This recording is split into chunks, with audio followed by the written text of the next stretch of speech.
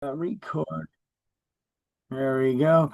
And chapter 19. In this chapter, legal descriptions and deeds. So we're going to discuss the three methods of describing real property and legal descriptions. We're also going to identify the four types of deeds used in New Jersey, and we're going to go over the anatomy of a deed. So we'll start off with legal descriptions. A legal description is an exact way of describing real property in a contract, deed, mortgage, or other document that's acceptable in a court of law. So a legal description can be combined or altered only by competent authority, like a surveyor or title attorney. Um, you know, Property address, lot and block number. Although those things are useful in describing the property, they are not considered legal descriptions. Heck, during this class, I had somebody had their address changed by the post office. So it's not a legal description of the land. A deed is a document that conveys one's rights, title, or interest in real property.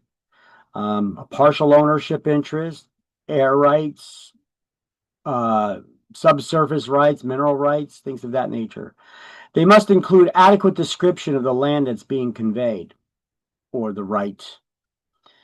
There are three legal descriptions of land. They are the metes and bounds, the rectangular or government survey system, also known as the public land survey system, but on exams you'll either get it as a rectangular survey or government survey system. And a plat map, which we learned in the last chapter. A plat is a map of a subdivision indicating where the individual properties are located and their boundaries. And so this is a plat map that's recorded in the county where the land is located. And then just get those highlights if you have not yet done so. And I'll copy down the notes into our note document that I'm making up here. Yep, I have the highlights already. Okay, cool.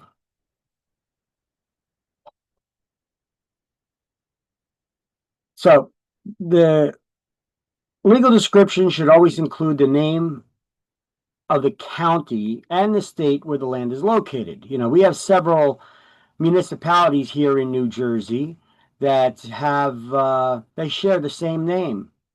And so we need to know where exactly this property is. So legal descriptions of land should include the county where that land is located so that we can know which town it is that we're talking about that shares the same name or that may share the same name.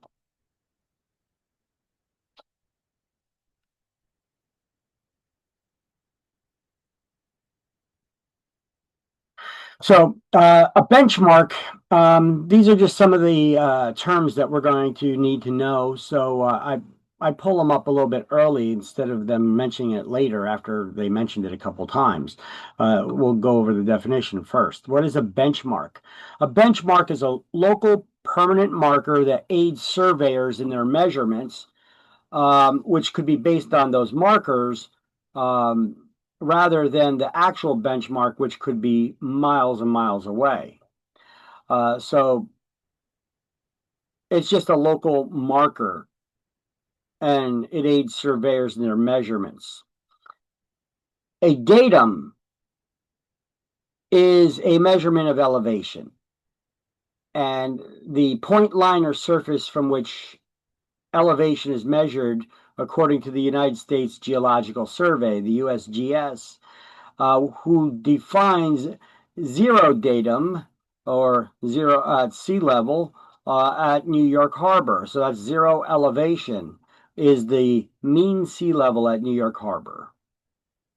That's the average, not counting the outliers for when they have storms and stuff where temporarily the sea levels rise. And then we have monuments.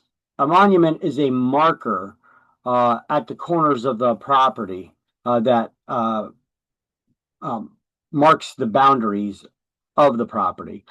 Surveyors, you could pay them an extra fee to put these markers at the corners of the property. It's usually a piece of steel rebar, but it could be a piece of wood or a ribbon, maybe pinned to a tree if a tree is at the corner. So this way you could wrap a string around each of the markers. Now you could visually see where the property line is.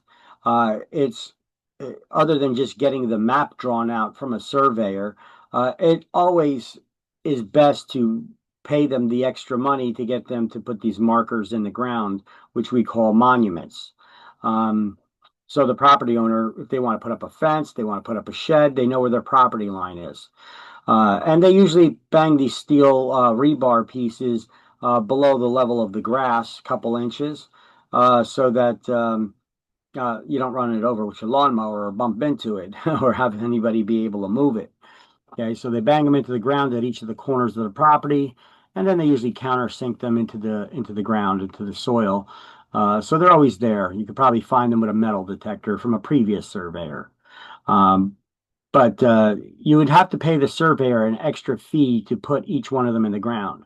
And it always makes sense to advise our clients to pay that extra fee, but tell them to shop around because their attorney's probably going to order the survey, and the cost of what they charge to bang that metal stake in the ground at each of the corners of the property could vary greatly. I've seen them from $50 each to $450 each.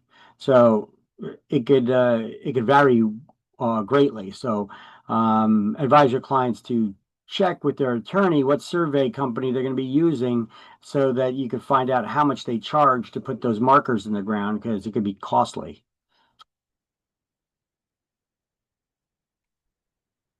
Okay, here are some surveyor benchmarks. This is what the benchmarks look like.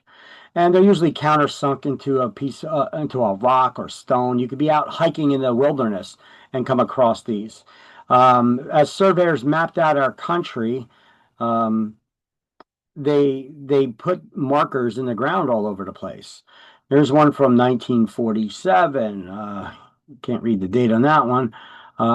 Here's one that was placed in 1882 that now it rotted away, so they're resetting it, putting a new one in there in 2018.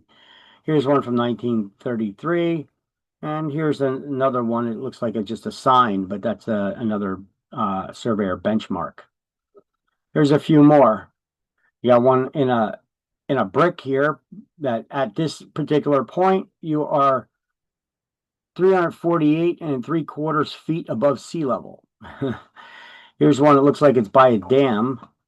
Here's one that's right in a rock, placed in 1890.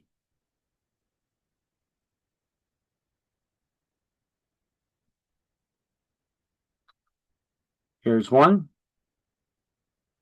Here's like Disney got their own custom ones. Here's one in 1923. That's a survey mark. That's a survey mark. They could look look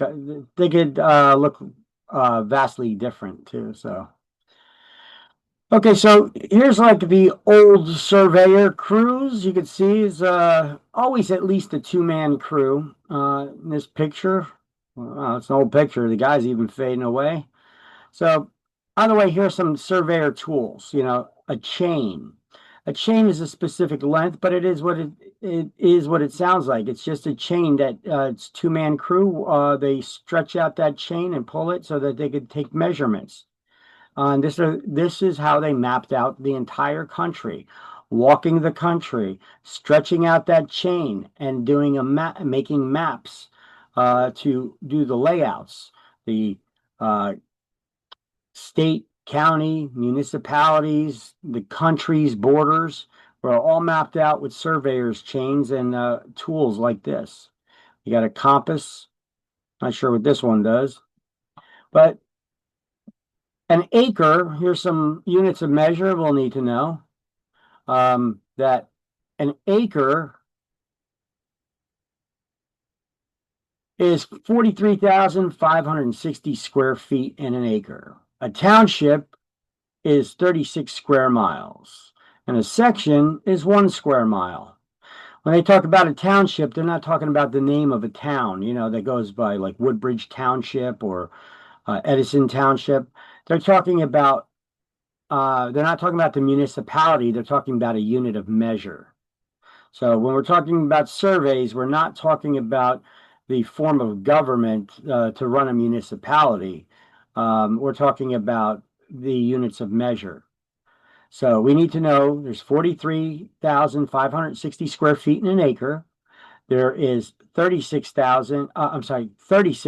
square miles in a township, and each section within a township is 1 square mile.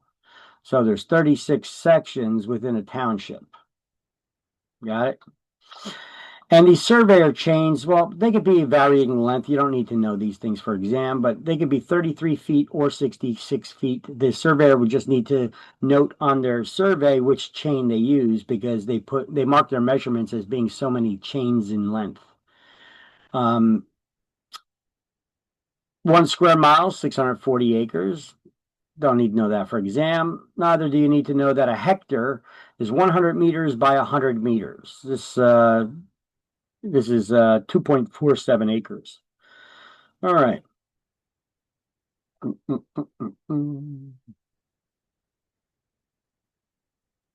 Legal descriptions, units of measure.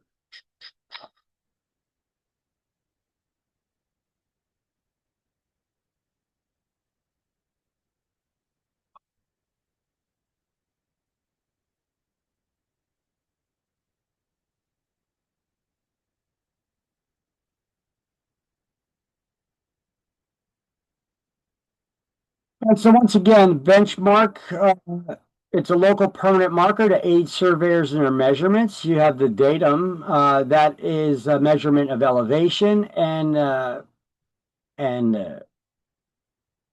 zero elevation is considered the mean sea level at New York Harbor, as stated by the USGS, that's the United States Geological Survey, which is a department of government that monitors our planet. Everything from seismic activity to the sea levels to the every time we have volcanic activity, and they monitor the planet from space. They monitor the weather and all that stuff. So a lot of times you could see on TV the reporters that are using the reporting the weather. If they don't have their own satellites, they're using one, and you could see the USGS logo somewhere on there. That's a department of our government. Okay, and then monuments, those are those markers that we pay surveyors to put at each corner of the property when they're surveying the land. So the first of the three legal descriptions of land we have is the metes and bounds. So a metes and bounds legal description of land is a measurement of distance and direction around the property's boundaries. It's only used in the 13 original states, New Jersey being one of them. And its measurement begins and ends at a specific designated point called the POB, the point of beginning. That's where their measurements begin and end, at the point of beginning. So you're going to need to know the metes and bounds. You're going to need to know the three legal descriptions of land. Metes and bounds is the first one. That's one we used here, right here in New Jersey. And you need to know what a POB is, the point of beginning, and that the metes and bounds is used in the 13 original states.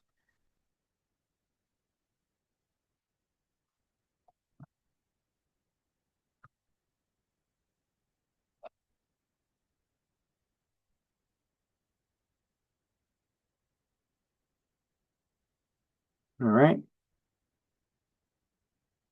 Then we have, so here's another description of the metes and bounds, a measurement of distance and direction around the property's boundary line.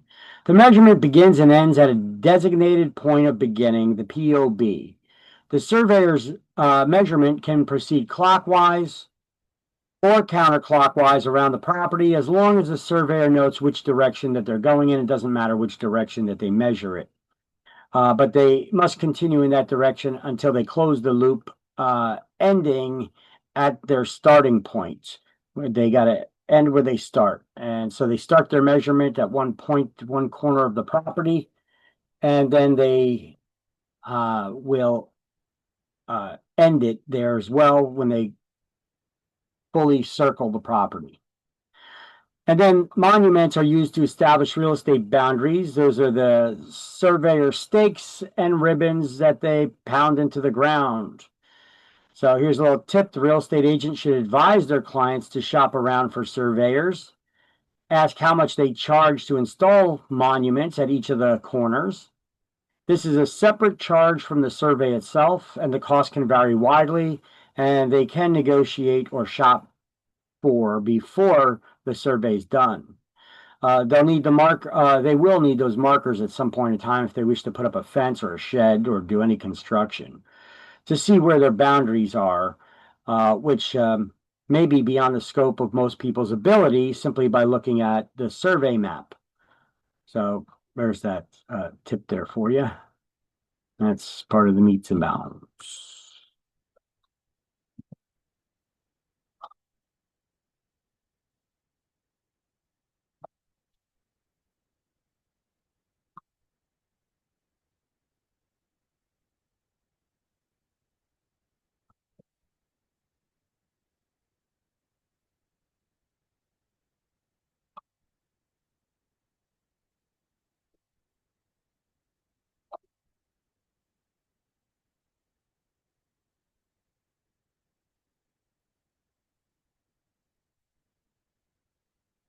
Now, got to add something there that it's only used in the 13 original states again.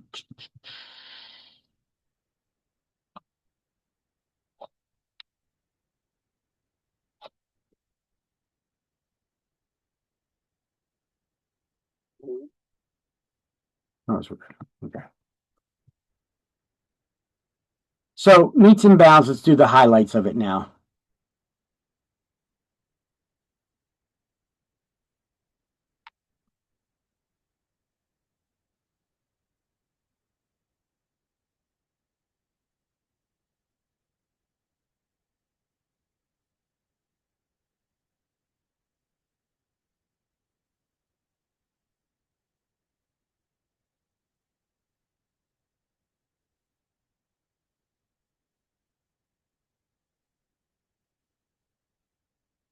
And I have them. Okay.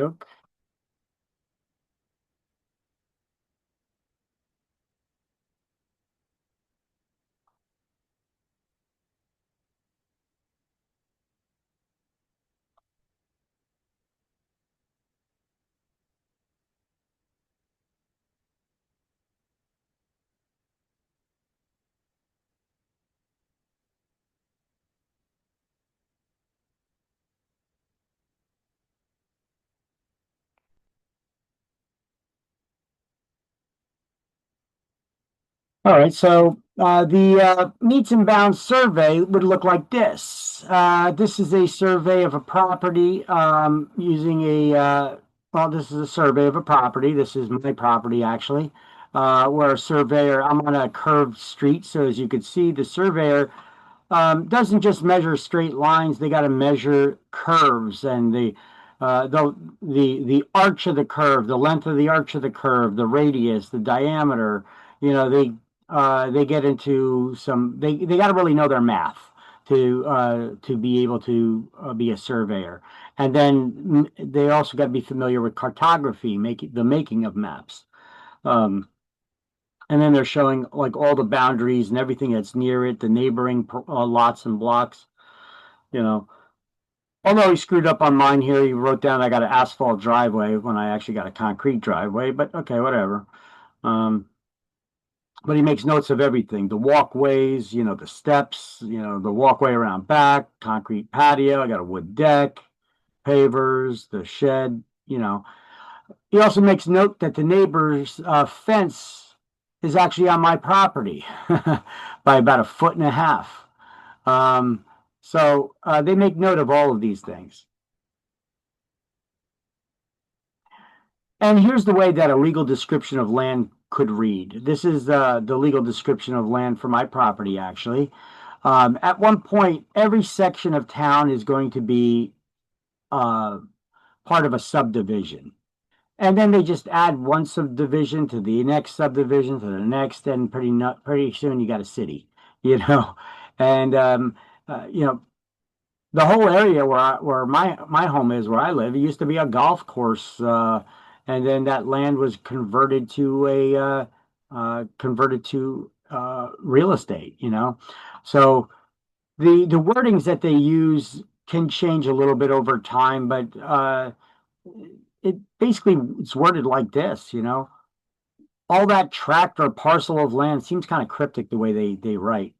All that tract or parcel of land and premises situate, lying, and being in the city of Linden, county of Union, and state of New Jersey, which is known as designated Lot 8 and Block 199-106.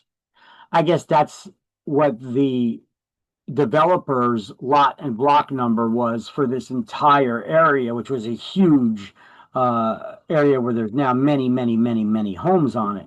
So obviously that lot and block is not a lot and block anymore. They subdivided the heck out of it. So on a map entitled Map of Sunnyfield Inc., Section 1, Linden, Union County, and J, made by Division Davis and Ross Professional Engineers and Land Surveyors, September 1949, and filed in the office of the Register of Union County on January 13, 1950, as map number 335B. The foregoing premises are further described in accordance with certain survey made by WMC Sweeney Associates, November 8, 1978. That's when they updated the survey. Beginning at the point, see, they always start at a point of beginning. Beginning at a point on the southwesterly sideline of Sunnyfield Drive, which point is distant 312.06 feet along various courses and distances of the southwesterly sideline of Sunnyfield Drive from its intersection with the southwesterly side of Princeton Road, if both streets were produced to form an intersecting and running. Huh? Right? I mean, you got to be a surveyor to understand what these descriptions that they give too. But that's how they describe the land or how to find the point of beginning. Uh, and then along that said southwesterly line of Sunnyfield Drive in general southeasterly direction, on a curve to the left having a radius of 325 feet, an arc distance of 56.72 feet to the point thence. So now they're starting to measure around my property. South 55 degrees, 30 minutes, 0 seconds. West for 123.52 feet to a point. Then north 16. Okay, so they're measuring in degrees of latitude and longitude and minutes and seconds, uh, and then they show you how many feet.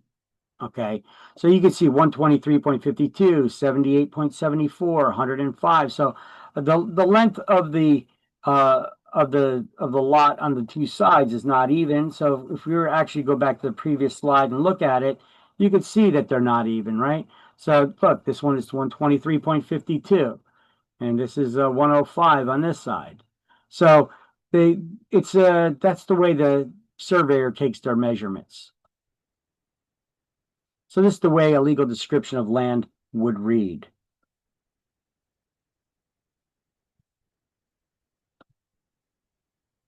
Uh,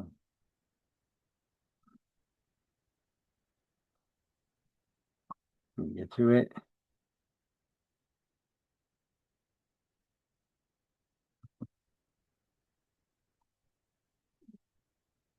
And sample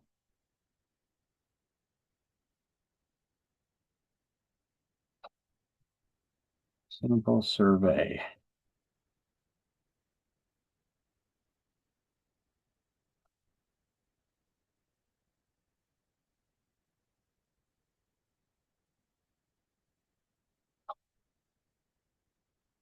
Description. So this survey sample description is how they would worded on the survey itself or in a contract.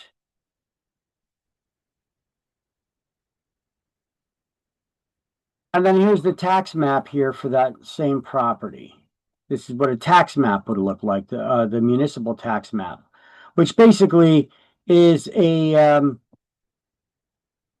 it's a plat map for a subdivision that was recorded in a county and with the municipality that later ended up being a section of the town.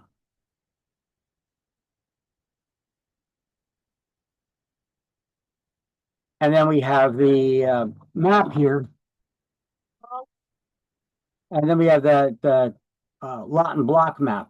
Now, this municipal tax map that shows the lot and block numbers, this could be very useful for us when we're doing our CMAs for people. We could actually take a look and see what the layout of the land is, the lot sizes and all that stuff, what's next to it, how its lot size compares to the neighboring lot sizes and such.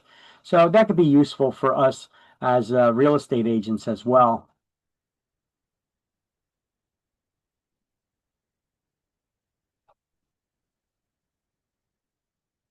Mhm. So now the next legal description of land is the rectangular survey, also known as the government survey, and in some circles, the PLSS, the Public Land Survey System amongst professionals. It is used in Western states. It's not used in New Jersey or any of the 13 original colonies, any of the 13 original states. It was established by Congress in 1785. These measurements locate land using principal meridians and baselines, measured by degrees of latitude and longitude to find areas of land called townships, which are 36 square miles in size. Each square mile is called a section. And for your own edification, just in case you wanted to know, there's 640 acres in a square mile.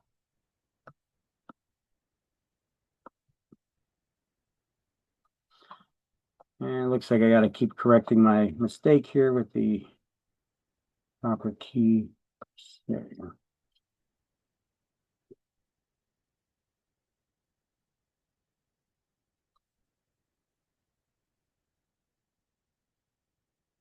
And you can see there could be a lot of questions that come out of this.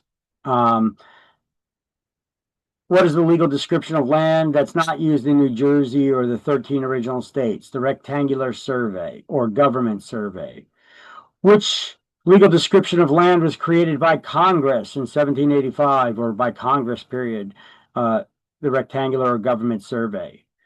Which legal description of land uses principal meridians and baselines measured in degrees of latitude and longitude? Rectangular or government survey. Which legal description of land uses areas referred to as townships and sections? The rectangular or government survey. How big is a township? 36 square miles. How big is a section? 1 square mile. All of those things you're going to get questions on. Okay, and you can see how they could come up with a bunch of different questions out of that area too.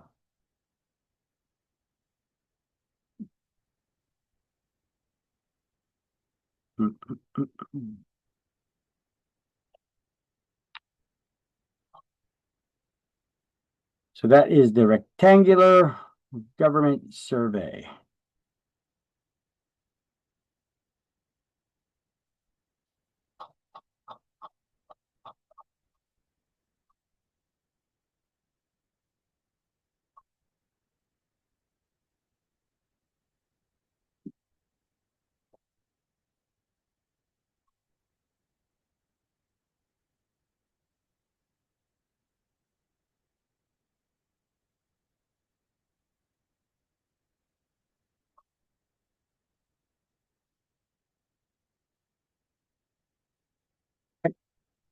So the rectangular government survey is based on principal meridians and baselines to locate areas of land called townships and sections. Each township, well, townships and sections are each identified by reference numbers. Each township is 36 square miles in size. Each section is 1 square mile in size. So therefore, there are 36 sections within a township. And once again, when we're talking about township, we're not talking about the name of a municipality, which is the form of government structure that's been chosen. You know, we have different types of municipalities, which municipalities are forms of government structure on how they're going to manage a municipality. We have 5 different types of municipalities here in New Jersey. You know, we've got cities, towns, townships, boroughs, and villages. So a township is just another form of government structure. But when we talk about land surveying, the word township is a unit of measure once again. It is not like Woodbridge Township or Edison Township is 36 square miles. That's not what they mean. Though in that sense, when we're talking about the name of a municipality, that's the form of government structure they've chosen to manage that municipality. Okay, so it's important to understand the and distinguish the difference there.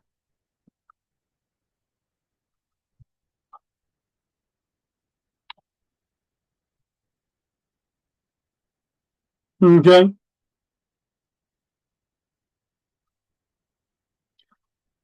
Yes. And everybody got the notes? I'm good.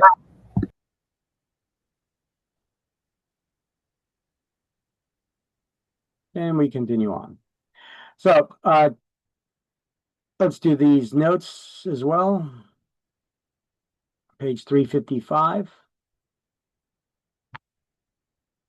With all them arrows and the notes as well.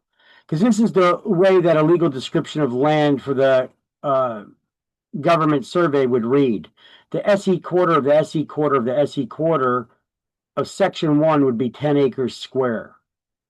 Okay, that's how, if you see a legal description of land that reads like that, what kind of legal description are they talking about? They're talking about the rectangular or government survey system. Now, this is an example of what a township looks like, because a township has 36 square miles with 36 sections in it. And as you can see, here is a township with 36 sections in it. Section number 16 is usually reserved for establishing a school and for running the government. So schools and governmental agencies are usually within section number 16 of townships.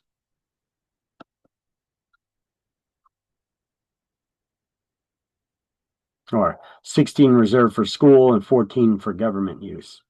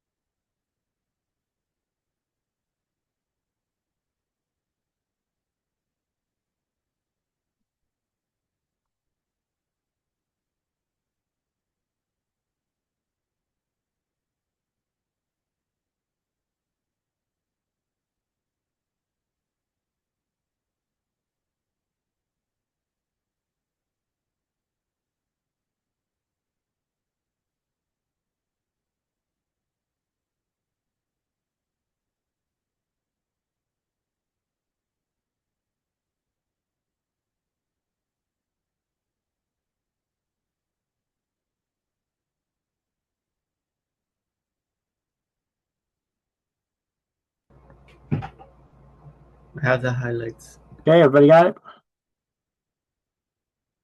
Yes. So then we have, this is just zoomed in on that township. You could see section 16 is usually reserved for schools and 14 is usually reserved for governmental use. And then if you were to zoom in on one of these sections, let's say that, each township is numbered, okay, so that they could be located. Uh, Now, let's just say that you live in uh, section 1, okay? Uh, let's zoom in on section 1. Boom. So now when you zoom in on section 1, you could see the measurements would read like this. The SE quarter of the SE quarter of the SE quarter is 10 acres in size. This would be the government survey or rectangular survey. Basically, the way that this is read is you have a section here that is 1 square mile. You got to quarter it. If you draw a line straight down the middle and straight down the center this way as well, and you put it into 4 different quarters, this would be the southeast quarter. And then we quarter it again, and then this would be the southeast quarter of the southeast quarter. And then you quarter that again, and then this is the southeast quarter of the southeast quarter of the southeast quarter, which is 10 acres in size.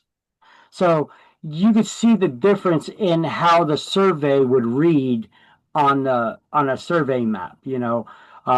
The survey in the meets and bounds section starts at a definite designated point called the POB, point of beginning.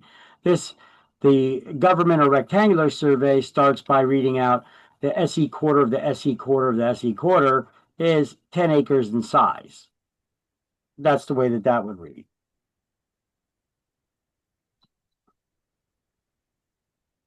All right. So the public land survey or the government or rectangular survey system, they use the principal meridians and baselines to locate these areas of land. Remember the globe in your classrooms in school? They have those imaginary lines that you can't actually see that are drawn on the globe, and they're separated by degrees of latitude and longitude. Just the same way sea captains circumnavigate the world. The airline pilots find their locations. Well, the same thing for figuring out the location of these areas of land using the uh, government survey or rectangular survey system. So they locate those areas of land called principal meridians and baselines.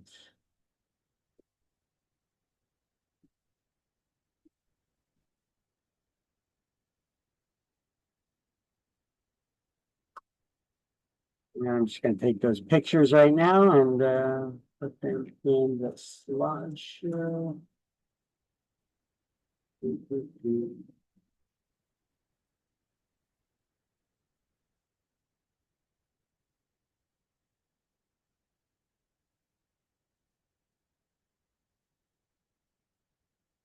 Come on, Vic. Doing it. And then we have the plat map. The plat is a map of a subdivision indicating the location of a property and its boundaries.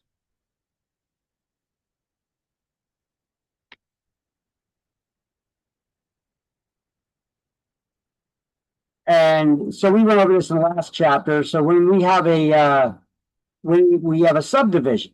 A plat is a map of a subdivision that indicates the location where you could find each particular property within that subdivision. And then it also combines with the meets and bounds system to then take a measurement of that land.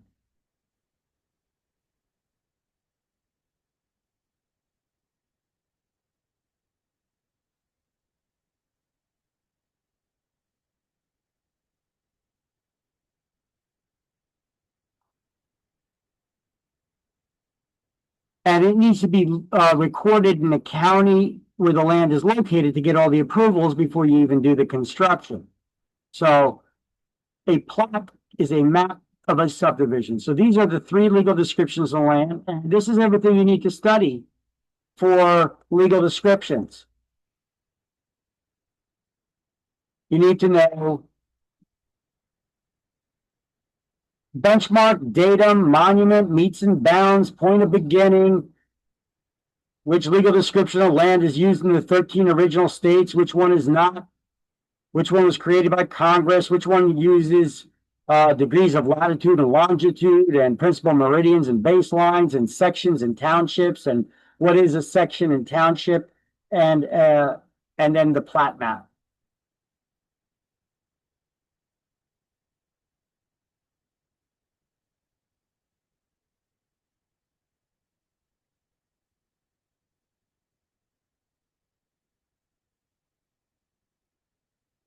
Okay, so these are all the legal descriptions of land. If you want to snap a picture of this slide, it has pretty much everything you need to know about legal descriptions that you need to study, all in one slide.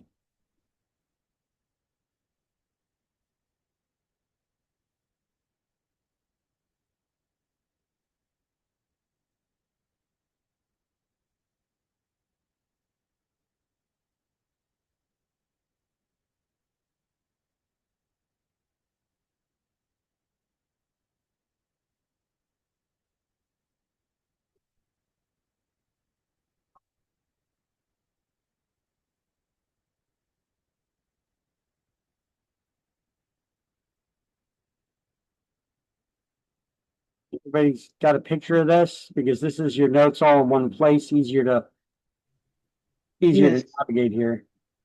Yeah, got it.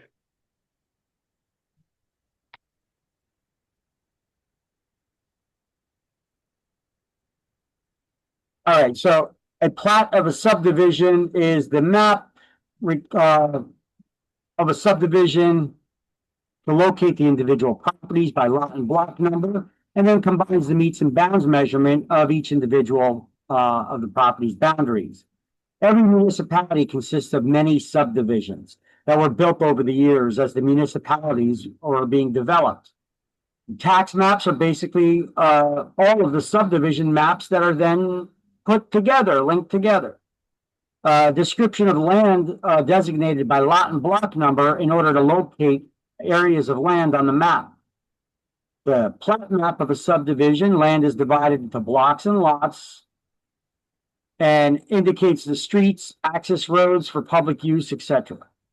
A subdivision plat for condominium descriptions, each unit references also elevation, and they do that using a datum measurement, because now we have to measure in 3D. Because if you buy a condo that's a second floor unit or a third floor unit, if you're just to look at a surveyor's map, you can see it looks like there's several properties at the same exact location. So now we need to turn it sideways, and now we need to make that map three-dimensional and have to start measuring elevation. Well, not we, the surveyor does. So it shows you where that second floor property begins at what elevation and where it ends at its ceiling, you know?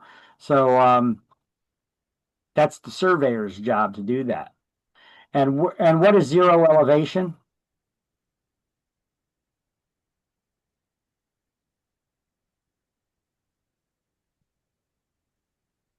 What is zero elevation? It's the mean sea level at New York Harbor. What is the mean? The mean is the average.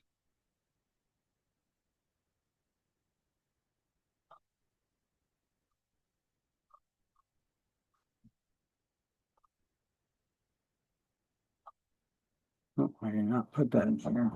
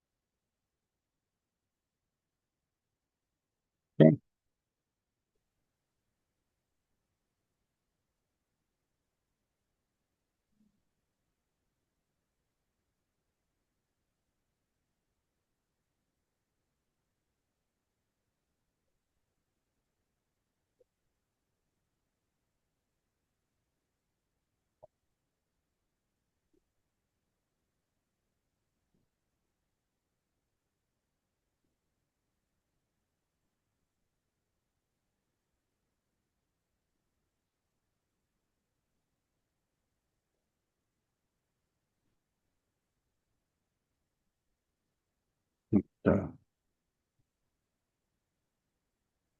Okay, I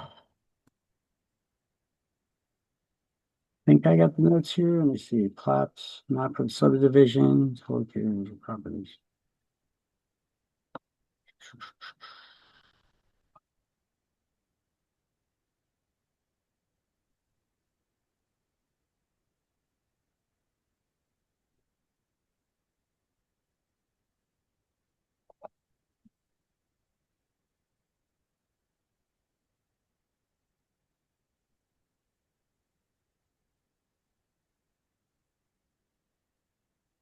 All right, I just wanted to make sure I got all the notes here for you guys in this.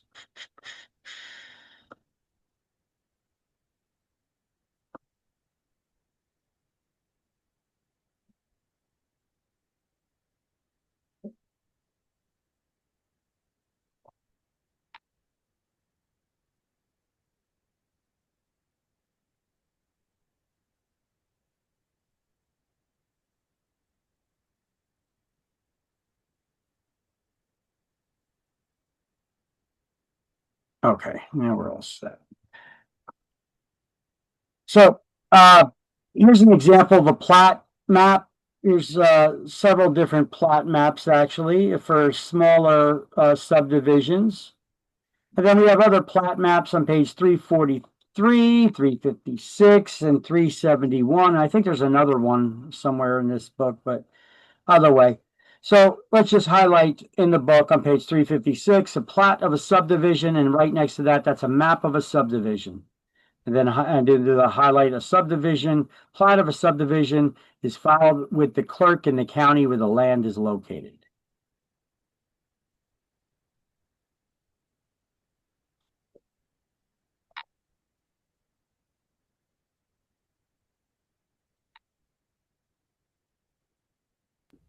Got it.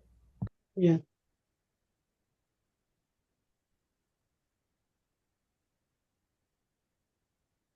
Here's another example of a plat map.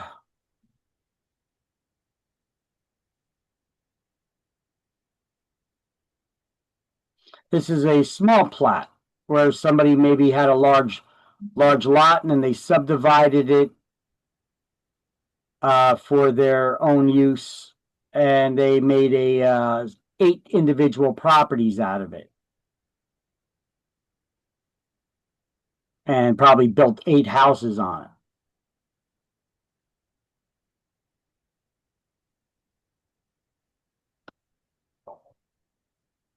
Here's another example of that same one where you can see that the outlines of where those individual properties are located. Get a screenshot of that.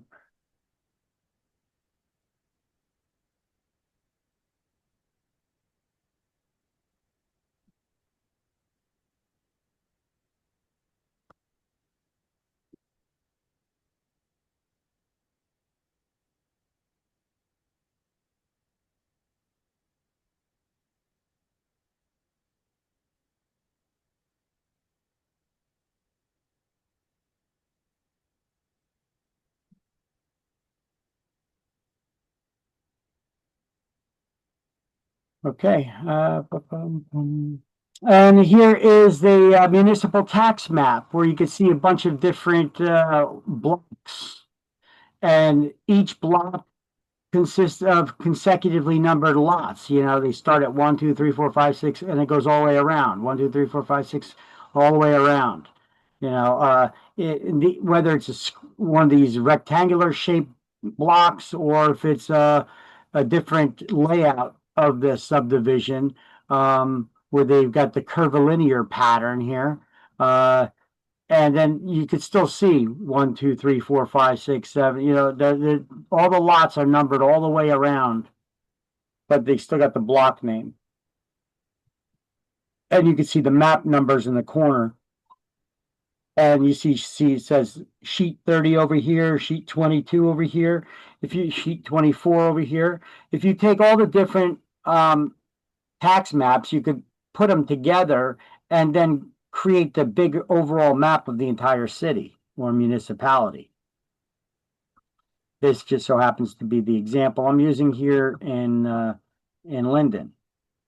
So these are the municipal tax maps, which can be very useful when you're going to get a listing, and you could better see the outline of the property, what exactly it is, how it compares to the neighboring properties, the size of the lots, the layout of the lots. This could be a very useful tool for us.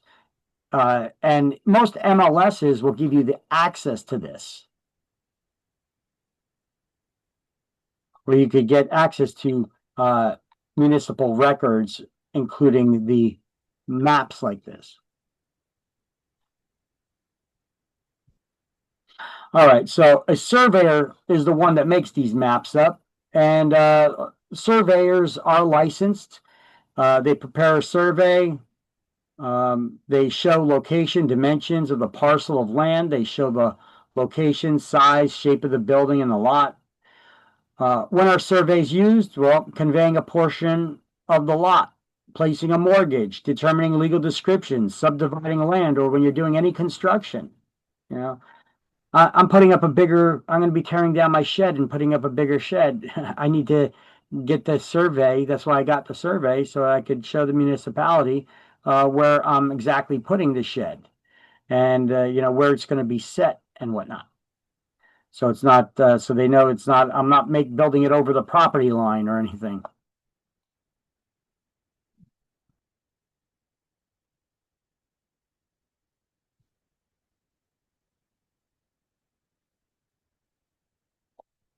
So that was basically why do we need the survey.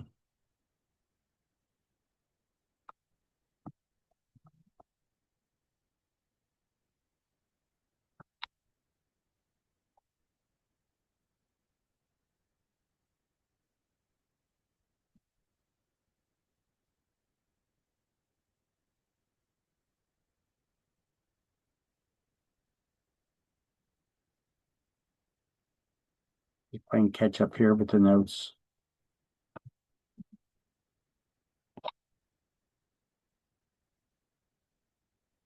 Okay, so here is once again an example of the survey. I zoomed in on the survey of my property, and surveys can be used to discover encroachments like this. You can see this neighbor behind me, their fence comes over the property line onto my property by almost 1.5 feet. But surveys would uncover such things if they built the structure over the property line. Well, a fence, I guess, is a structure, right? But if they built a building and it went over the property line, but what is an encroachment? An encroachment is any illegal structure that was built, or any structure that was built illegally over the property line.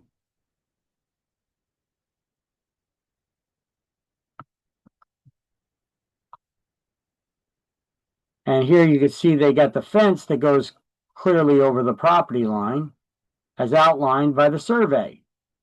So I had I took that survey and I went to my neighbors who were putting up a new fence. They just recently notified me right after I got the survey done that they were going to be putting up a new fence.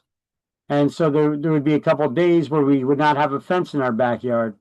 And I was like, okay, great. Just make sure you put it on your property this time. And then I showed them the survey showing that they were over the property line. And so then I guess they didn't believe me. They went and they got their own survey done, and either that or to show them exactly where the property line was, and they put some markers in the ground over there, between where their property was and mine. And then they put the fence up in the right spot where it did belong this time. But that's what a survey would uncover. They would uncover encroachments like this. So that's why they're important. So, yeah, right now I have one question, Vic. Yeah, shoot. Like this year, me and my two neighbor, we all three did a fencing together. We called one company, and that one company came and did fencing for all Uh-huh. three lot. So before we had a this wooden fence, and this time we did the vinyl fence. Well, you shouldn't just put a fence where the other previous fence was. Yeah, You, so you that's what I'm should saying. The you should previous fence was there. So now what happened when they are removing the previous fence? So you know that now in place of they're digging out the pole, they are simply cutting the pole from the base. So they said, okay, let's move. It's not a feet or 2 feet, but 6 inch or 7 inch. They moved here and there, either that side or this side. So they don't need to. Why did they just cut the pole? Yeah, that's being lazy. They should have Yeah, removed. yeah, yeah. And even the backside we have a water, what is called things on that. So the dirt is, and the raining season, dirt is slowly going down. So they said, okay, let's leave this 1 2 feet on in this side. You can move this fence to this side, then your fence will gonna stable more. They said, okay, no problem. What are we gonna take about this 2 feet land? Move this to this side. So they moved in our side 2 more feet. So if in the future, if someone do the survey, they can say, okay, this fence is not It's onto the over the line. property line. Yeah, yeah. You can see that the fence is over the property line. So your neighbors have they're using your property basically now because you got a couple feet over onto your property because your fence builder was lazy. Yeah, Oh, this would be a little bit difficult, so we're going to take the easy way out. We're going to put the fence a little bit more into your property. Uh, yeah, oh, we're not gonna remove the poles. We're just gonna cut them at the base and put a new one there. And yeah. Put the new poles. If you're putting a new pole, definitely you have to move the that 6 feet, 6 inch, 7 inch other side. Otherwise, yeah, underneath the pole is 6 inch, but underneath the base is around 1 feet. So you have that's to move. that's just laziness. But take a look at this. We got the here. I had this survey done, and a surveyor put a wooden stake in the ground. Mhm. Yeah, he also used a metal detector, and he noted to me that if you actually walked up over here, he actually dug up the grass where you could actually lift it with your hand, and you could see underneath there the metal piece of rebar that was sunk into the ground at this point. That's why he just put a wooden stake in instead of a metal one, because there was already a metal one in the ground over here. But Mhm. this is what surveyors do. Sometimes they use wooden stakes, sometimes they use metal ones.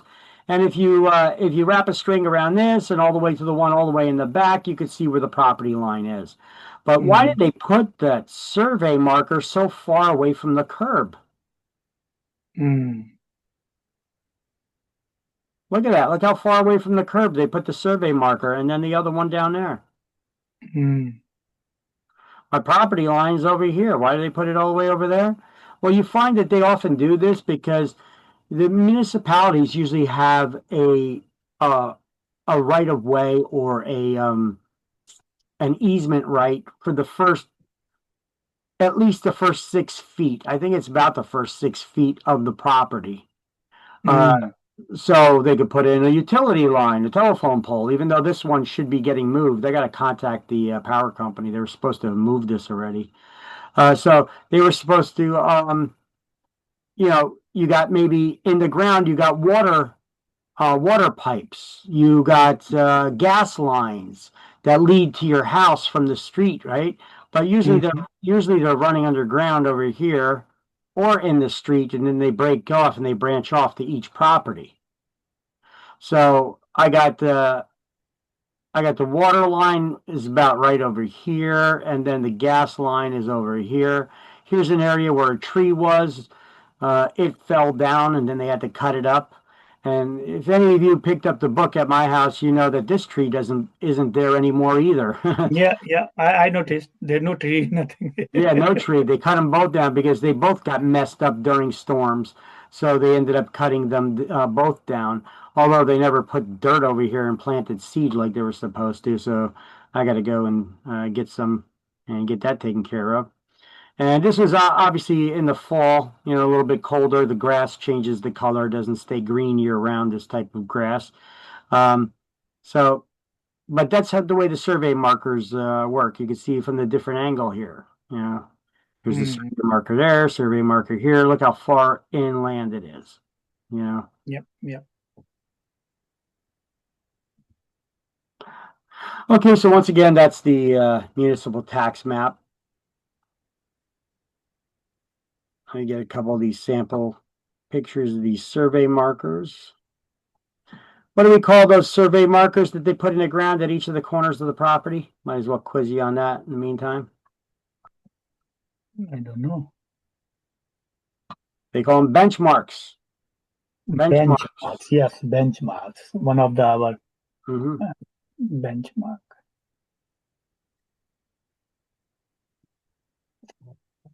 We are saying on the software benchmarking. It's for testing. Yeah. For performance, that's a little bit different. Well, yeah, I used to work in IT.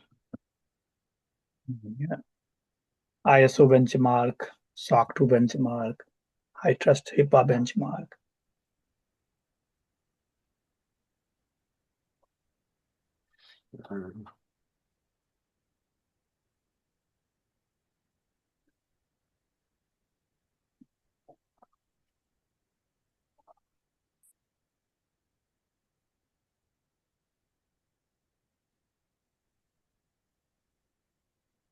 Okay.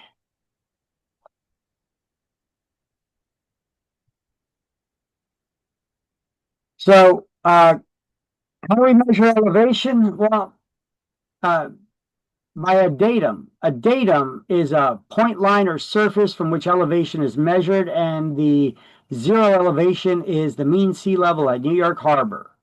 So large cities usually establish their own local official datum, and then the surveyor can base their measurements off of that local elevation instead of working their way all the way from New York Harbor to wherever the property is that they're going to be measuring the elevation at. Along the way, some point in time, somebody did these measurements and they laid out these markers all over town. And these benchmarks that aid surveyors in their measurements, they are laid out all over town. And they could base their measurements off of those local measurements instead of going all the way to New York Harbor and then working their way back from there.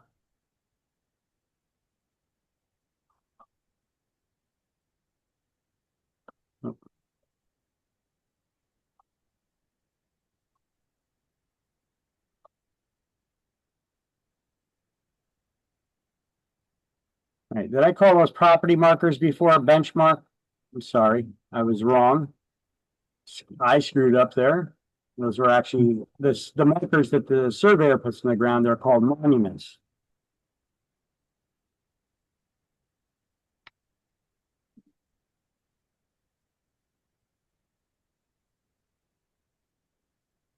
So the benchmarks are those local reference points that the surveyor can base their measurements on instead of having to go all the way back and working their way back from New York Harbor doing the measurement. They start putting these markers all over the place that could be miles away, and you could see as of that point how many feet you're above sea level.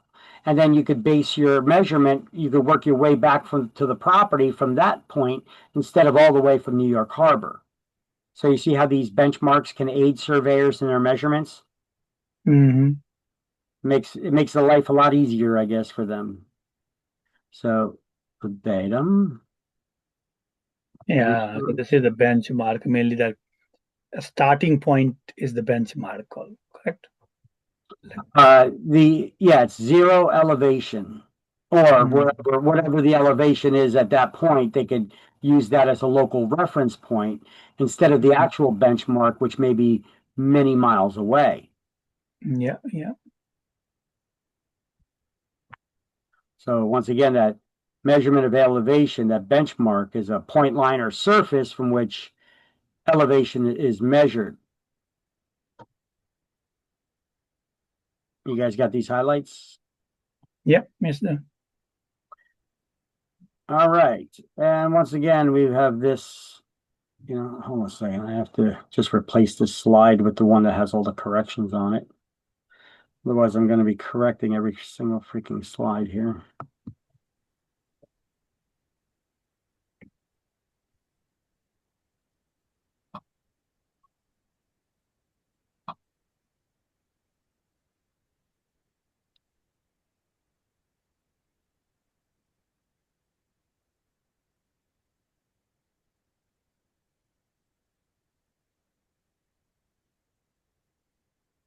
Here we go. All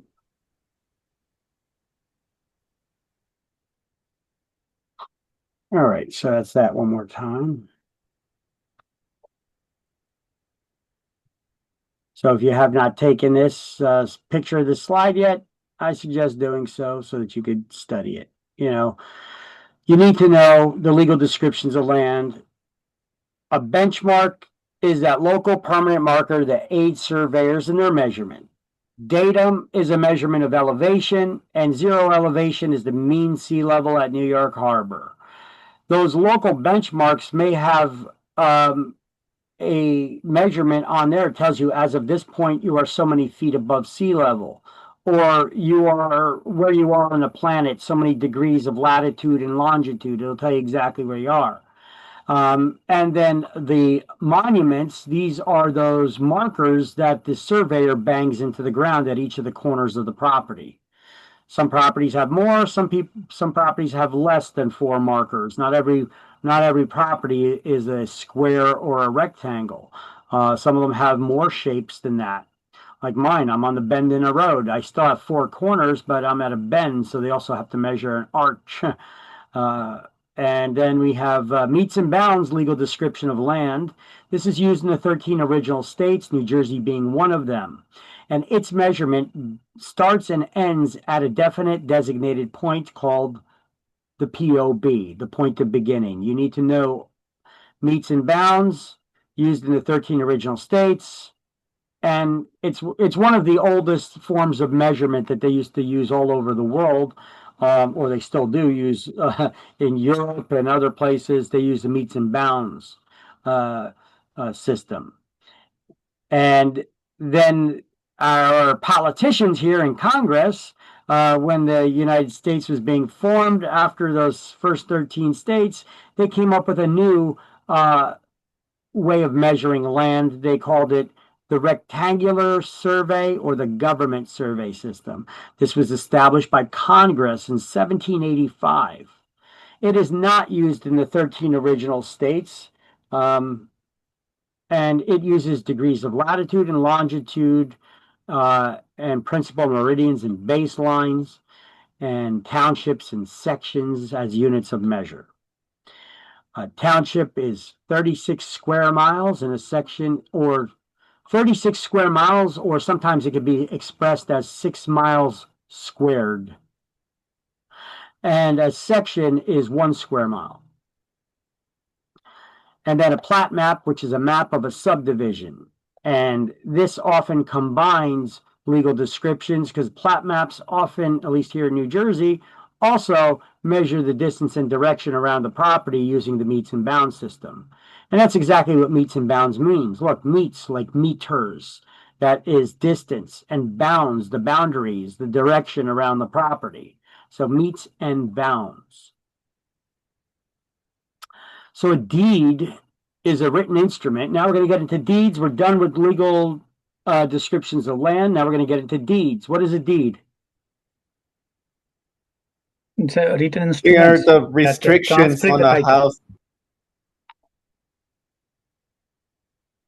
Somebody? I said deed is the method, the way we are transferring the title to one person to another.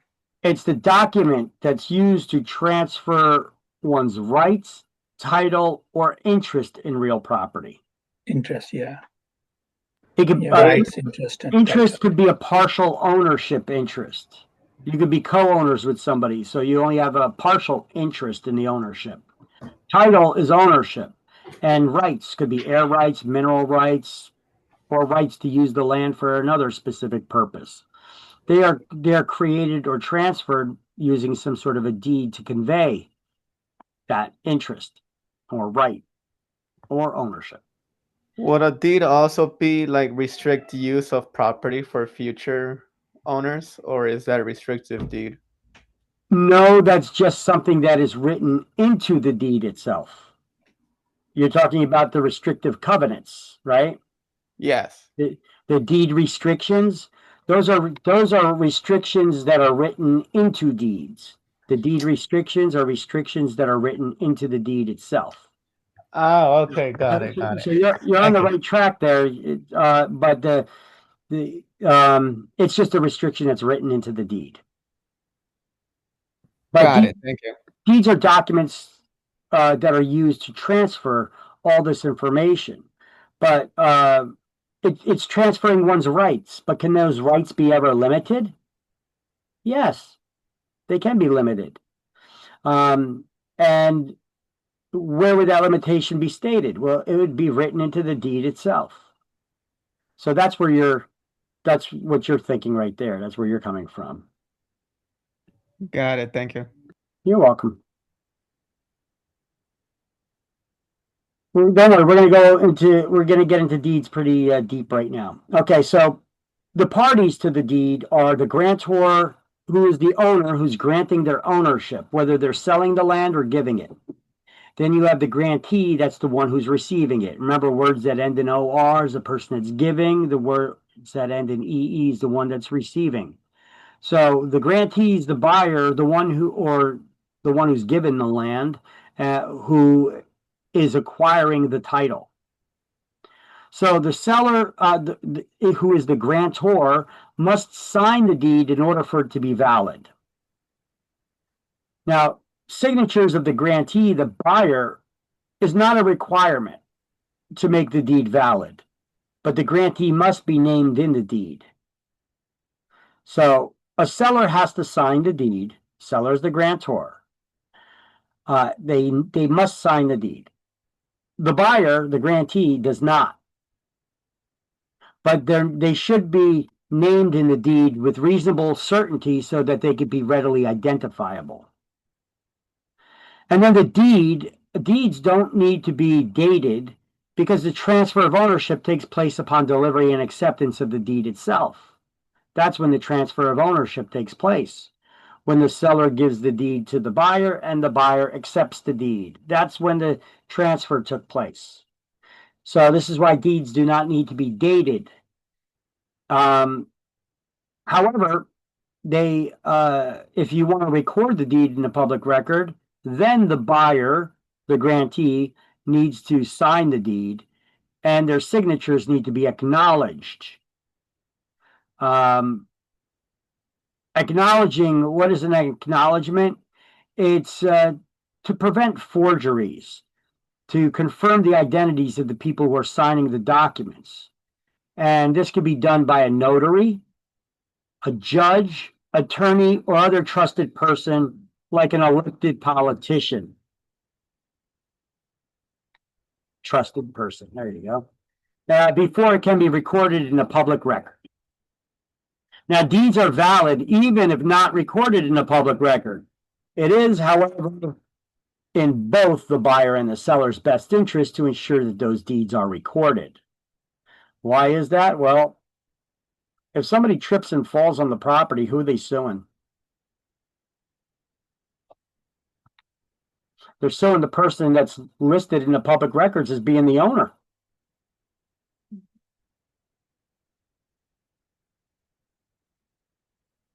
Make sense? Yep. So the seller is going to want to make sure that that new owner recorded the deed in their own name in the public records. So they're no longer holding responsibility or at the threat of a lawsuit because somebody trips on the property they no longer own. And at the same token, the buyer, the new owner, it's in their best interest to record the deed in their name. Because what if the seller gets a lawsuit judgment against them? Somebody's going to try to see if they have any assets. They're going to see that they're listed as the owner of this property in the public records, and they can put liens on it. You wouldn't want a lien put on your property because of a previous owner who no longer owns the property, would you? So the way to prevent that is you make sure that it gets put in your own name. So there's some reasons why you need to record those deeds as soon as possible.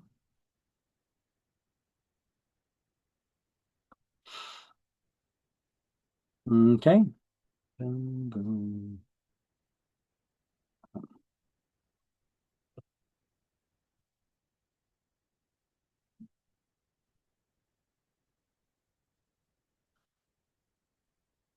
So there are 4 types of deeds that are commonly used in New Jersey. Please do these highlights in these notes. I wrote the word protection and put an arrow in each direction showing least, the types of deeds that offer the least. Down here at the bottom, the least protection to those that offer the most protection to the buyer up top. So they're full covenant and warranty deed, bargain and sale deed with covenants against Grantors Act, a bargain and sale deed. No other words after that. There are no covenants. Covenant is a legal promise. And then a quitclaim deed.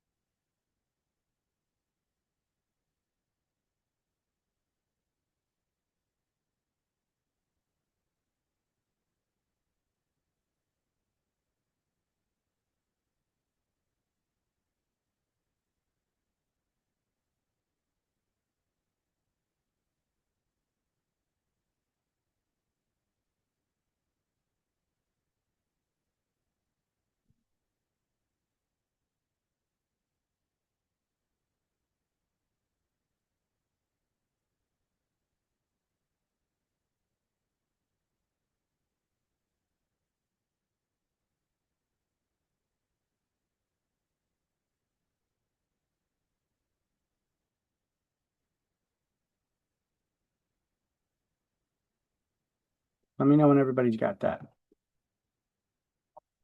I got it. Very good? Good.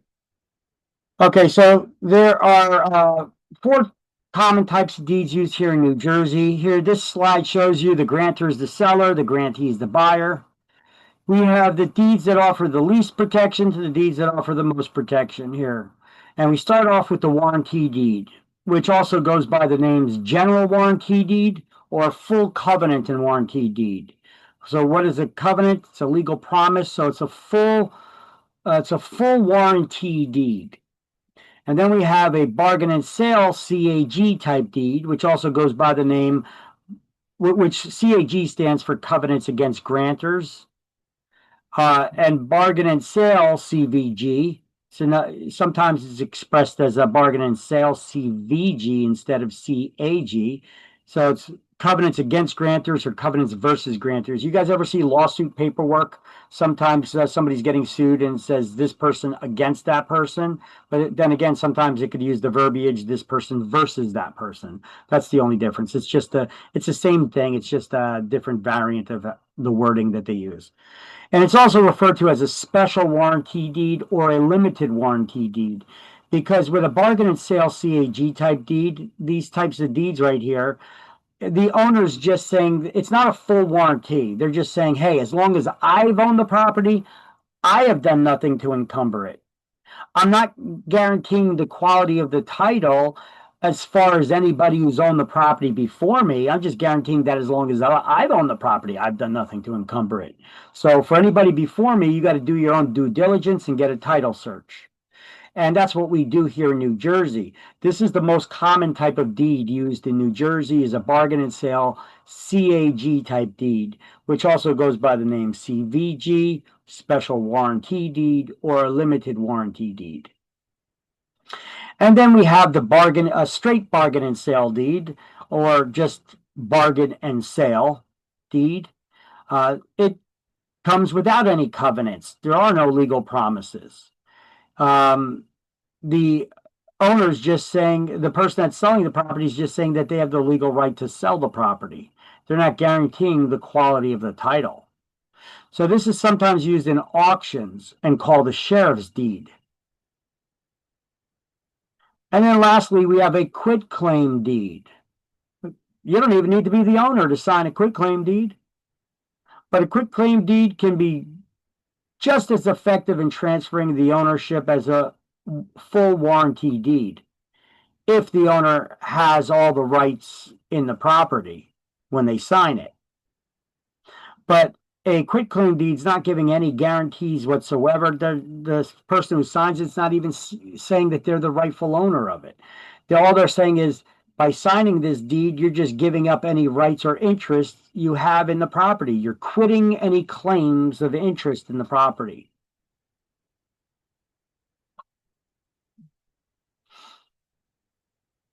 So let's go over the anatomy of a deed so we understand what all of the rights are that you're getting. Let's just do the highlights here, and then we'll go on to the next slide. I have it written out a little bit better.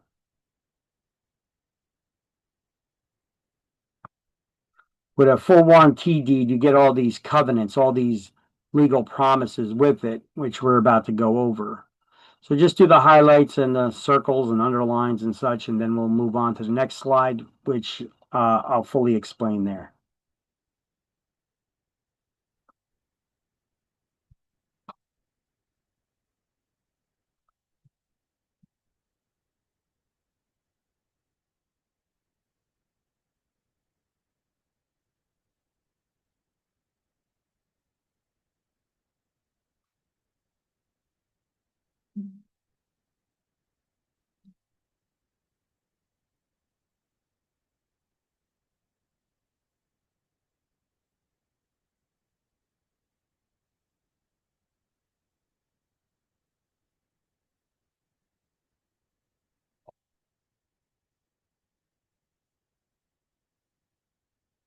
And I got them.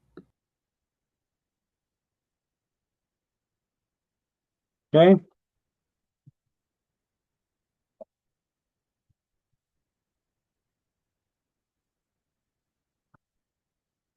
So the warranty deed provides the greatest protection of any deeds and comes with these guarantees or warranties. The covenant of season. The covenant of season, the grantor warrants that they are the owner of the property and have the rights to convey title to it.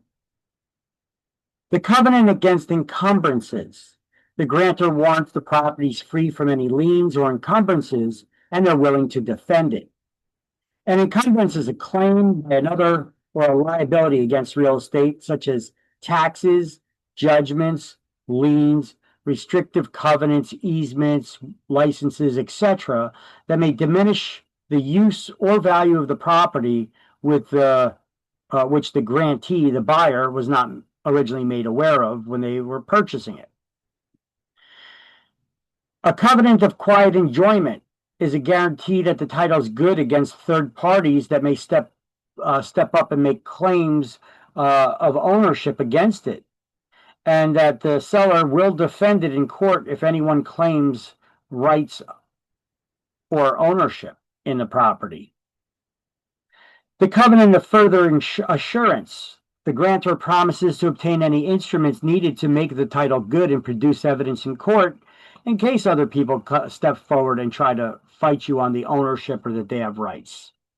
And the covenant of warranty forever states that if any of these promises in the warranty ever fail, the grantor will reimburse the grantee for any loss sustained. Now, these covenants are not limited to matters that occurred during the time the grantor owned the property. They extend back to all previous owners throughout time, throughout history. Wow, that's a lofty promise to make. You can see why this is not so common here in New Jersey. Who could make a promise like that? That in no time since we started land ownership and record keeping here in the United States has there ever been an improper transfer of ownership. That's a pretty lofty promise to make, huh?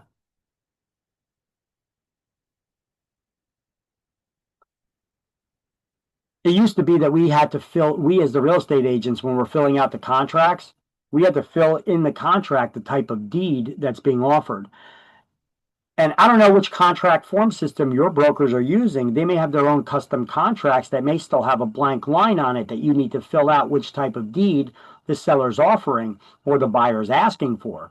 So it's important to know and understand these different types of deeds, and that's why you need to know them. Although now the newer contracts that we have says basically that it's going to be a Covenants Against Grantors Act type deed or other type of deed that the parties can agree upon. So I guess they'll hash that out during attorney review now, because so many agents were offering these general warranty deeds, which is just insane. And it would get past people, including the attorneys. Okay, so the bargain and sale CAG type deed, also known as the CVG type deed, Covenants Against or Covenants versus Grantors Act. The grantor is willing to warrant or guarantee that they have done nothing to encumber the property while they owned it. There's no guarantees are made that that any previous owners haven't encumbered the property in any way. The current owner states that they have done nothing to encumber the property while it was in their possession only. So that's why it's sometimes called a special or limited warranty deed. And it's the most common type of deed used in New Jersey.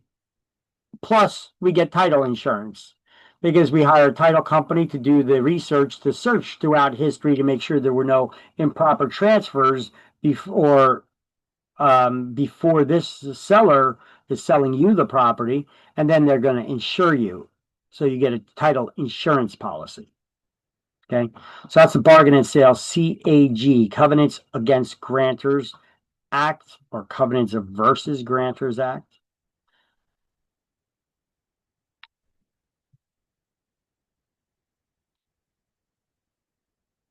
Yeah, got it. Okay.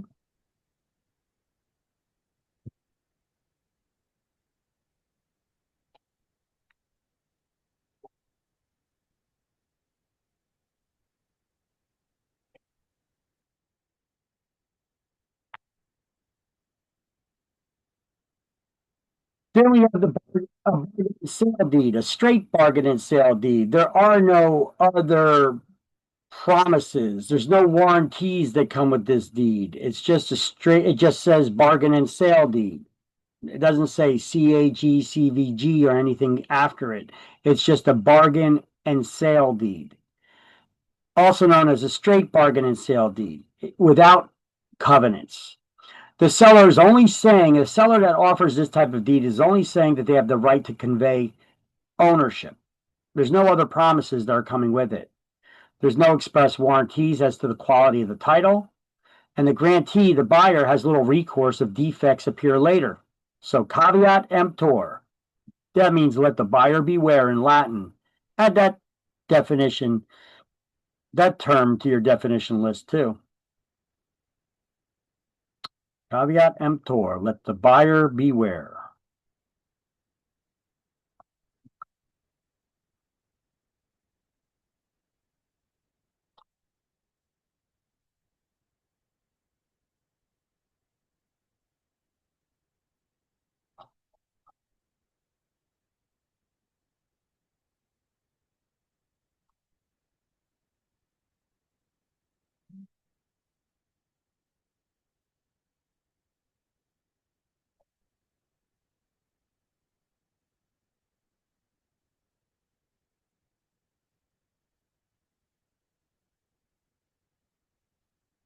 Make sure you put that on your definition list there. It's not pronounced caveat emptor. It's pronounced caveat emptor. It is Latin. It means let the buyer beware. That's your warning to do your own due diligence before you purchase this property. So this type of deed is often used in sheriff's sales, foreclosures, and tax sales.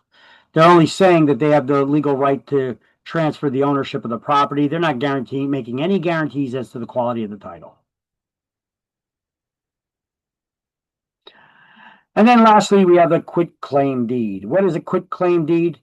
Well, somebody's just quitting a claim of any interests, not that they've made a claim of interest in the property, but they're quitting the claims of any interest in the property whatsoever. So this type of deed provides the least amount of protection of any deed. Because the person that's signing a quitclaim deed's not even saying, they're not even trying to make a claim that they're the owner. They're just quitting any claims of interest in the property, saying, I'm giving up my interest in this property. That's like me signing a deed saying, I'm giving up my interest in your house. Do I have any interest in your house? None. So what do you get if I sign a quitclaim deed? What would somebody get if I signed a quitclaim deed on your house?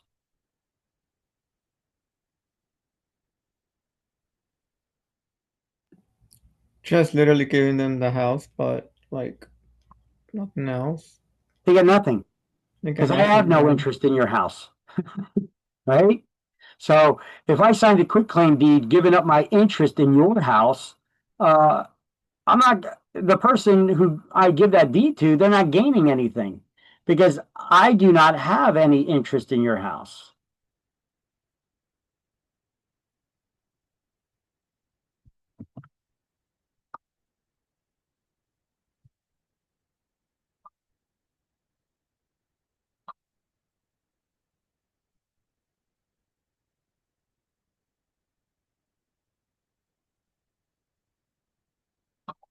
All right, so these are often used. Now, the quitclaim deed can just as effectively transfer the ownership as a full covenant and warranty deed if the owner has all the rights and interest in a property at the time they signed the quitclaim deed.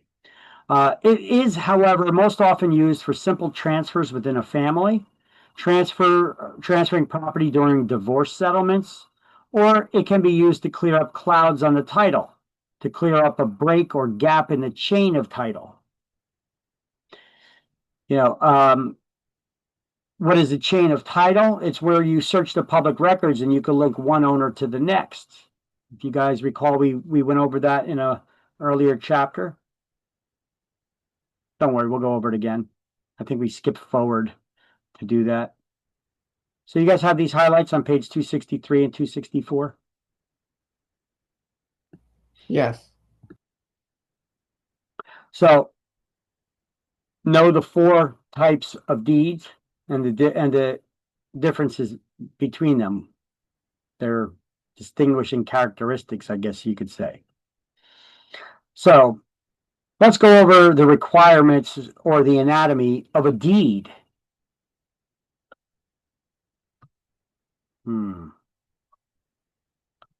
Requirements for a deed to be valid. Well, I would assume right off the bat, before we even get into this, there's the same requirements of any contract to be valid, right? You have to have a grantor with legal capacity to execute the contract. They need to be of sound mind and legal age. The grantee, the buyer, has to be named with reasonable certainty in the deed so that they could be readily identified. There has to be some sort of consideration. Remember, any contract, in order to be valid, has to have something of value given or received from the parties in the exchange. There has to be a granting clause. This is the heart of the deed. It explains what exactly is being sold or transferred among the parties here. Is it the ownership? Is it a rights, a partial ownership interest? What exactly is being transferred here? And then there will always be something called a habendum clause that follows the granting clause. The habendum clause is a further explanation of things that may have been stated in the granting clause when something needs additional clarification. It always begins with the words to have and to hold. And then we need to have a legal description of the real estate in the deed. What are the three legal descriptions? We just went over them early in this chapter. Meets and bounds, government survey or rectangular survey, and a plat map needs to be stated in the deed. So deeds do not need to be dated in order to be valid or signed by the buyer. Unless they try to record the deed in the public records, then everyone's signature is required and it must be acknowledged before it can be recorded. And they should record it as soon as possible.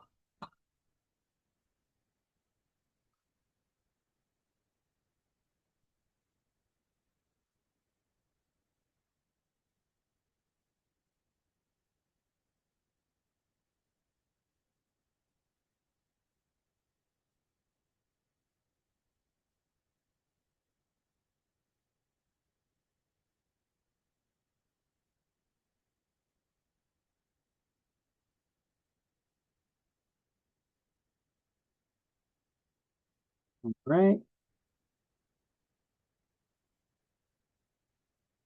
So there you go. Just do this highlight. Deeds do not need to be dated in order to be valid, and also write or signed by the buyer unless they want to record it or unless they're recording it.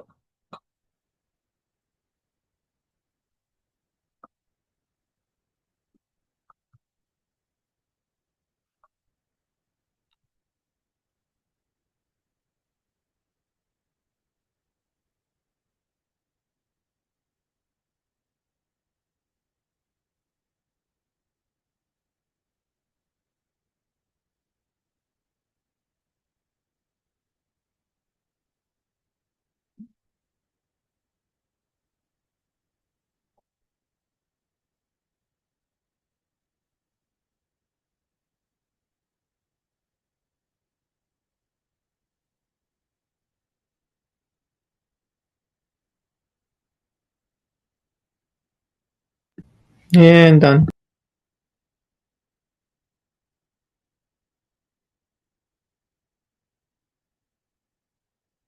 Okie dokie then.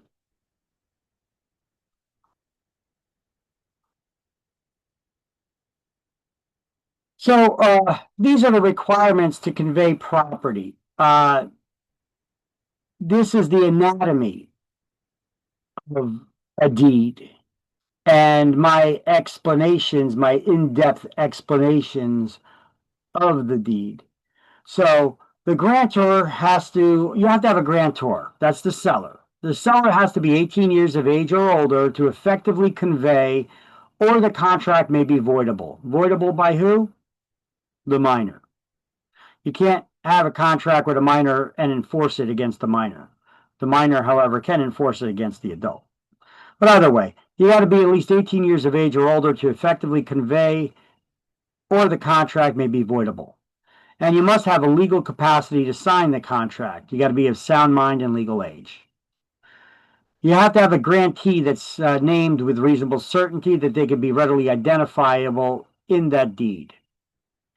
You have to have consideration that has to be stated. To be valid, just like any contract, all deeds must contain a clause acknowledging the receipt of something as consideration, something of value, exchanged between the parties. Legal tender, money or a mortgage loan, a fair exchange of goods or services, or love and affection. But if it's going to be love and affection as the consideration, you can't just write down $1. You have to write down love. If it's for love and affection, it has to be accompanied by an affidavit stating that it is a gift. Oh, I got a clip there.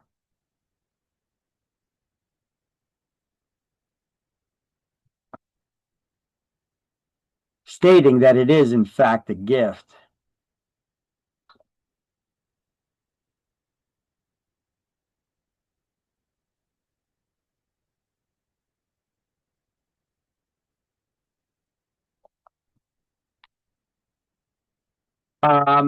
Then you have to have the heart of the deed, which is the granting clause, which states what exactly are we transferring here. So the heart of the granting clause is the heart of the deed, explaining what it is you're granting to the other party. You have to have in there the type of deed, what is being transferred, the title, rights, or interests, how the new owner or owners are taking the ownership. Is it what type of tenancy? Is it a tenancy in severalty, which is sole ownership, where your interests are severed from all others? Is it a tenancy in common, which is the default form of ownership with two or more people that are not married to each other? Is it a joint tenancy? You have to specify in the deed if you wish to take ownership in this form, and you got to have 4 unities in common. Does everybody remember the 4 unities required to have a joint tenancy? TTIP? Title, interest, property. Wait. Yeah. TTIP, time, TCIP. Yeah. title, interest, and possession. Yeah. You got to have those 4 unities in common. Or it could be a tenancy by the entirety. That's by married couples. Okay, so now let's just say that we're having more than one owner and we're not married. So it's going to be a joint, it's going to be tenancy in common.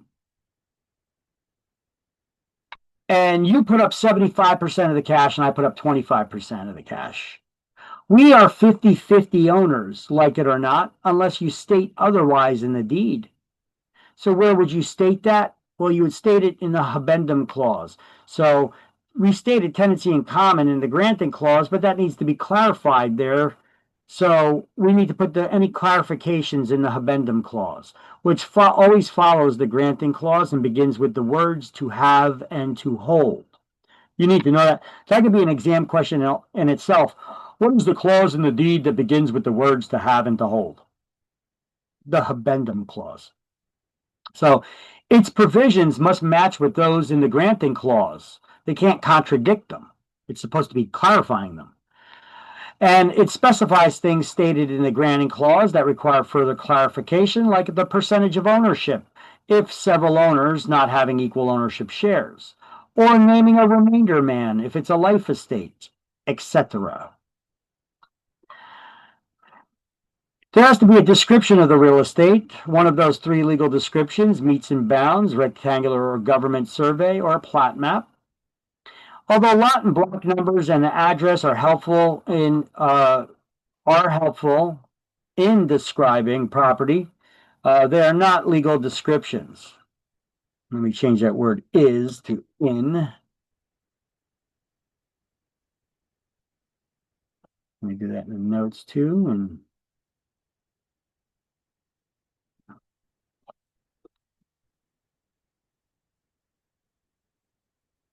And exceptions and reservations. Any restrictions in deeds by private parties are called restrictive covenants. This is what you were talking about, Brian, to be added. And the types of estates based on restrictions are called fee determinable, defeasible fee, or a conditional fee estate. Remember that type of estate and land that's based on a restriction. It's ownership forever, but based on a restriction, it goes by 3 names. It could be called fee determinable, defeasible fee, or conditional fee. It is based on a condition, so conditional fee. We went over them in chapter 6, I believe, on page 104. And then signatures of the grantor, the seller, must be signed by the seller. The buyer's signature and date are only required if recording the deed in the public record. The deed is still valid even without them. And an acknowledgement that provides evidence that the signatures are genuine. The purpose is to prevent forgeries. That's what an acknowledgement is. You need to know that term acknowledgement added to your definition list.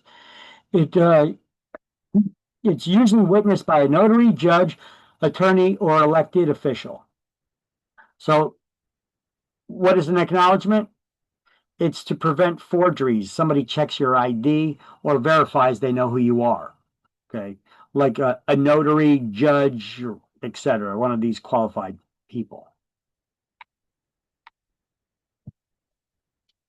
Okay. Pretty good slide to study. Yes, all consolidated in one place. Yeah, all in one place. Okay. So here are the requirements to convey property. Exceptions and reservations affecting the title, the signature of the grantor, that's the seller, that acknowledgement that we spoke about, for providing evidence that the signatures are genuine to prevent forgeries. And then you have to have delivery and acceptance. It could imply delivery and acceptance is possible in certain circumstances.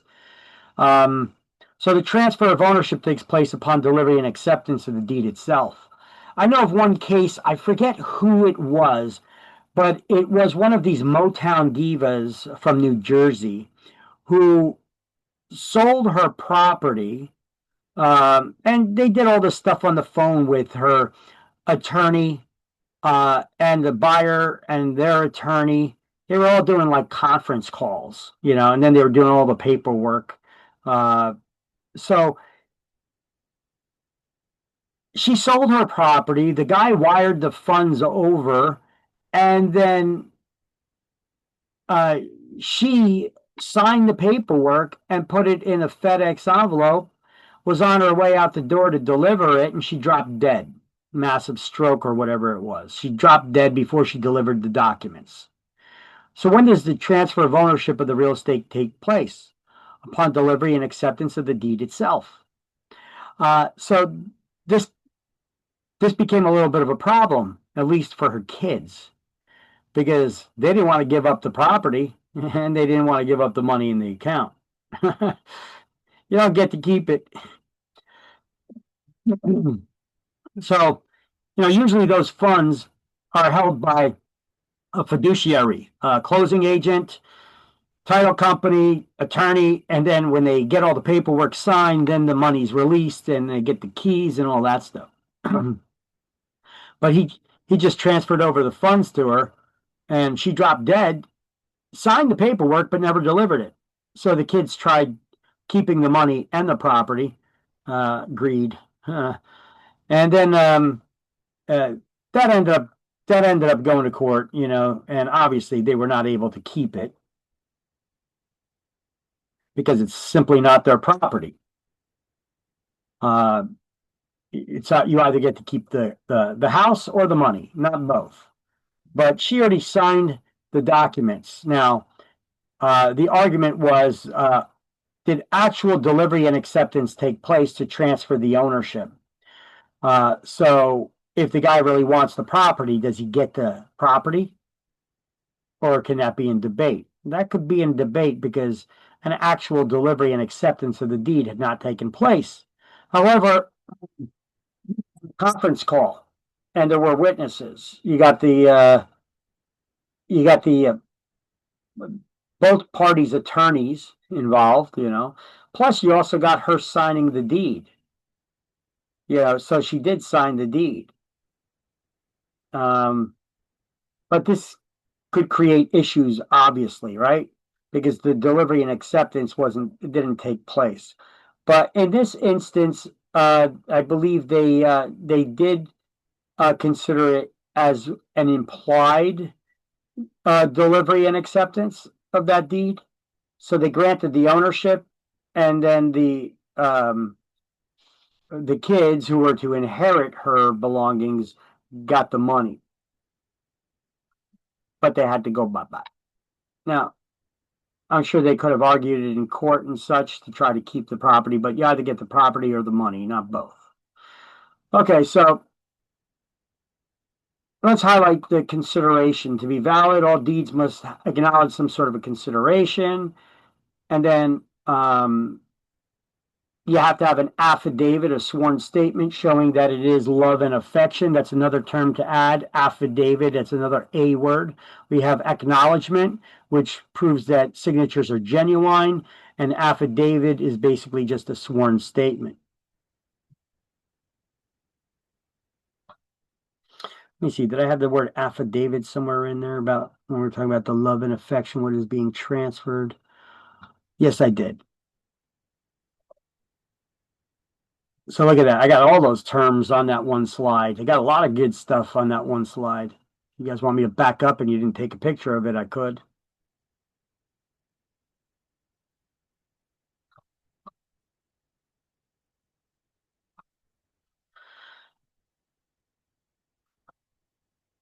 All right, everybody got that? Yes, I got it. All right, then highlight this and write these notes. Further clarify, habendum clause further clarifies terms stated in the granting clause. I'm basically having you highlight or write some of those notes that I had all in that one slide and giving you cross references for the page numbers where we went over things like legal descriptions, restrictive covenants, which estates and land are based on restrictions.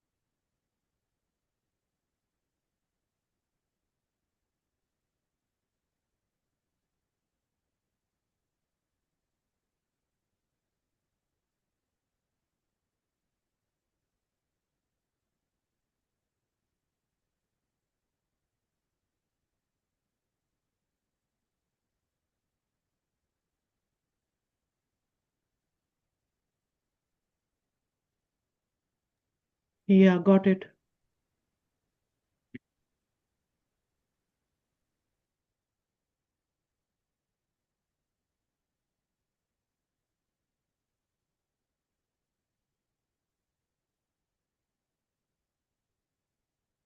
I have it as well.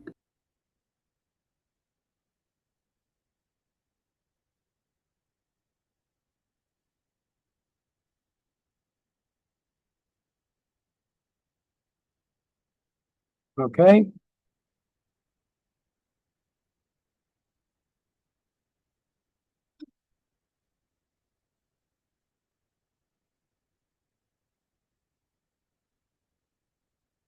Now I'll do this. Next to signature of grantor, just write the seller and underline signed by all the grantors. So to prove the person was this is interesting, actually, a little note here. To be valid, a deed must be signed by all the grantors that are named in the deed. A grantor's signature may be signed by an attorney in fact, acting under a power of attorney. An attorney of fact is any person who's been given the power of attorney to execute and sign legal instruments for a grantor. In such cases, it's usually necessary for the power of attorney to be recorded in the county where the property is located. And because the power of attorney terminates on the death of the person granting such authority, evidence must be submitted that the grantor is alive at the time the attorney in fact signs the deed. How do you do that? So to prove the person was alive at the time an attorney in fact signed a document on their behalf, they would need to appear before a notary public, produce their ID, and the notary will confirm that they appeared before them on that day. This document would then be added to the public records for recording with the deed and the power of attorney. Because if you appeared before a notary public any day after the closing took place where they signed those documents, then obviously you were alive on that day, right? So that's an interesting little factoid that a lot of people may overlook, though, you know.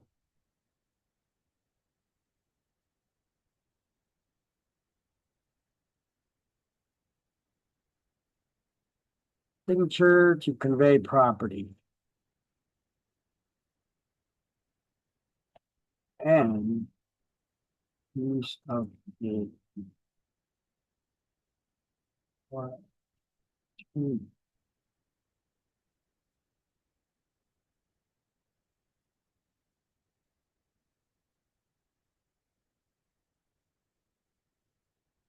That's an interesting little tidbit that's practical knowledge that can be good to know.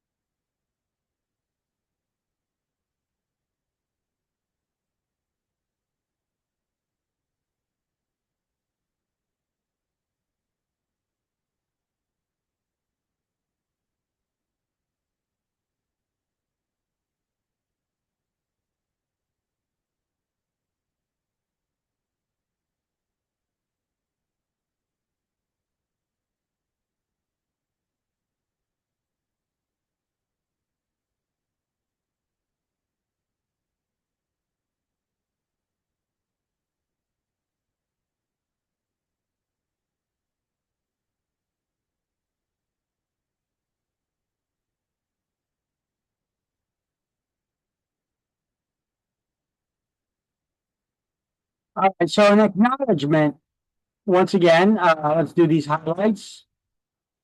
It's basically to prevent forgeries. It's done, an acknowledgement is a declaration made by the person who knows you or has checked your ID or other documentation that proves who you are.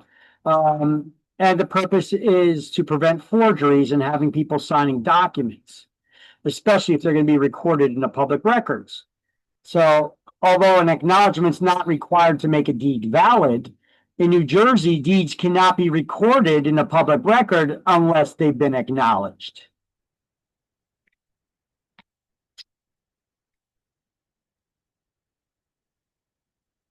And you really want to make sure your deed is recorded in a public record. Because let's just say somebody was not very ethical and they sold their property to you, signed a deed over to you. Then later that day, they did the same thing with someone else and collected money from them too. Who's the owner of the property?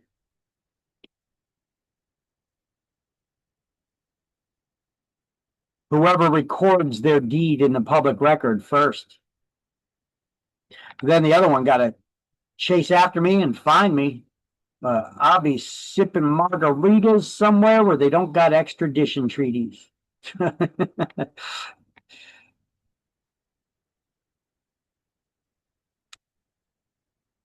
Everybody got these highlights? Yes, I do. Yeah, Okay. got it. Yeah. All right, so delivery and acceptance. Let's just highlight delivery and acceptance and title set to pass when the deed is delivered.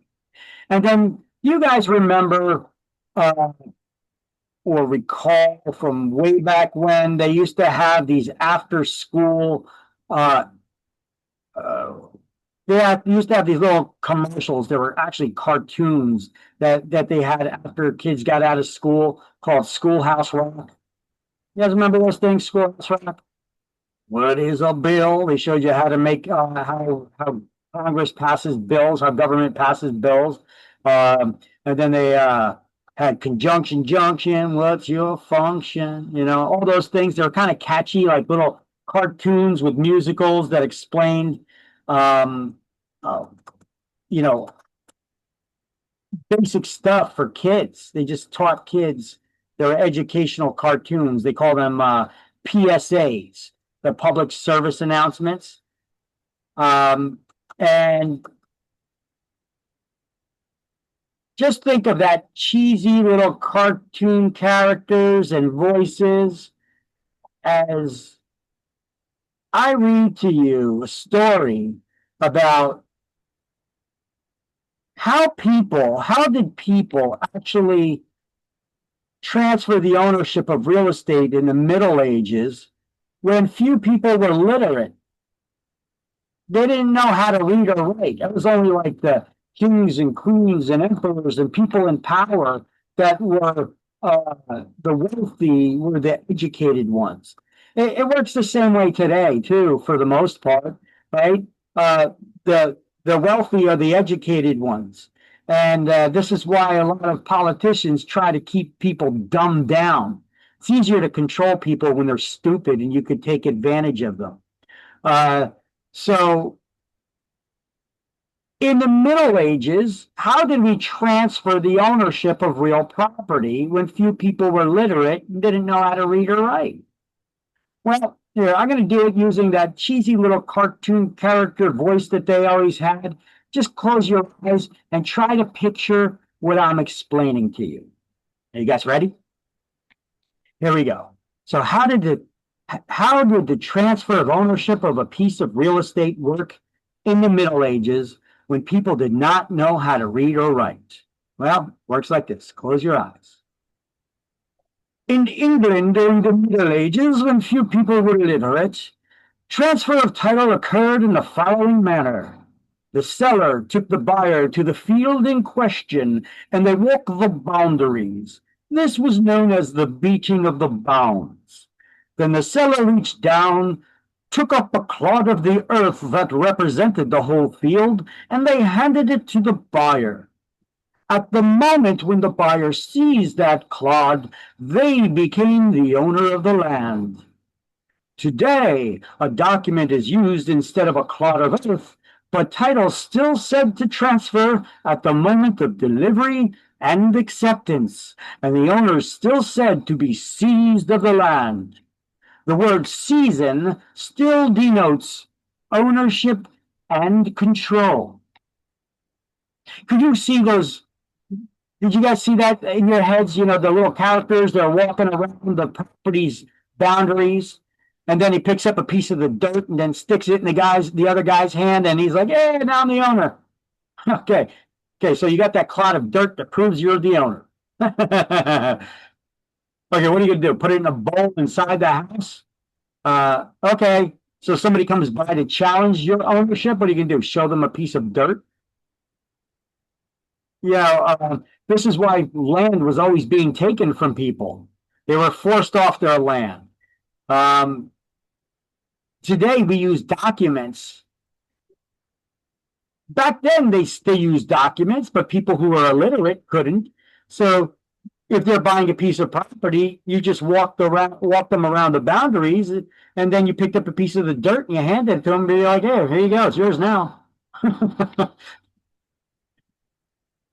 Interesting, huh? Some things we don't think of really today. But heck, you never know. A lot of the kids graduating from high school today can't read or write.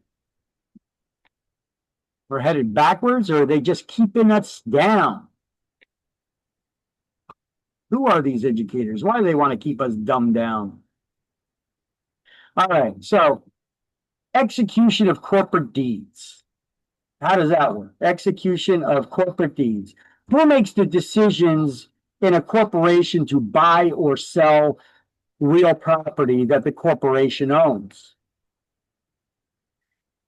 We need to be aware of this as real estate agents, because if somebody walks in our front door and says that they're looking to sell one of the properties that the corporation owns, how do we know this person is the one that's authorized to sell it? Are they the owner of this corporation? Are they an authorized individual working on behalf of the corporation? How do we know that? Well, they need to produce a proper resolution that was passed by their board of directors. Now, this generally requires a resolution authorizing the sale be secured from stockholders when a substantial amount of the real estate owned by the corporation is being conveyed. But they don't need that otherwise. Only an authorized officer can sign deeds to the real estate that's owned by that corporation. And that person would have been given that authorization by the board of directors.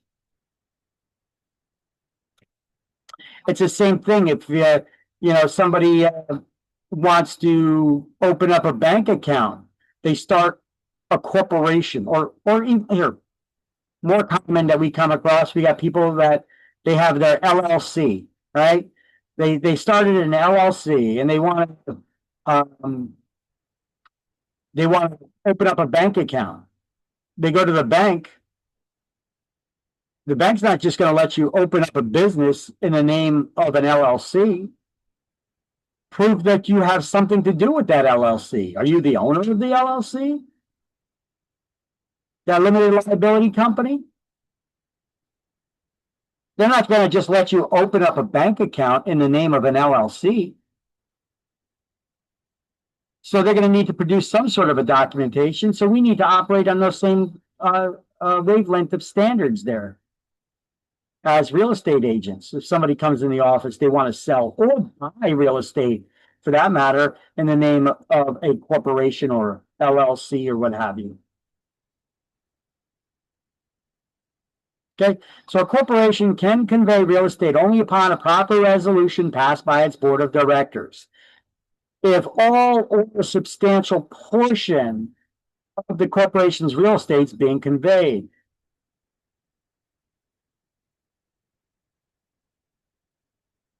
I'm going to adjust those notes to actually match that.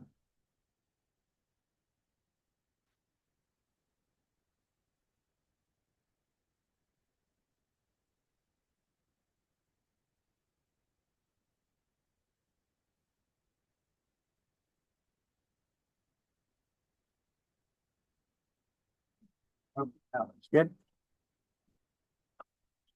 So if all or a substantial portion of that corporation's real estate is being conveyed.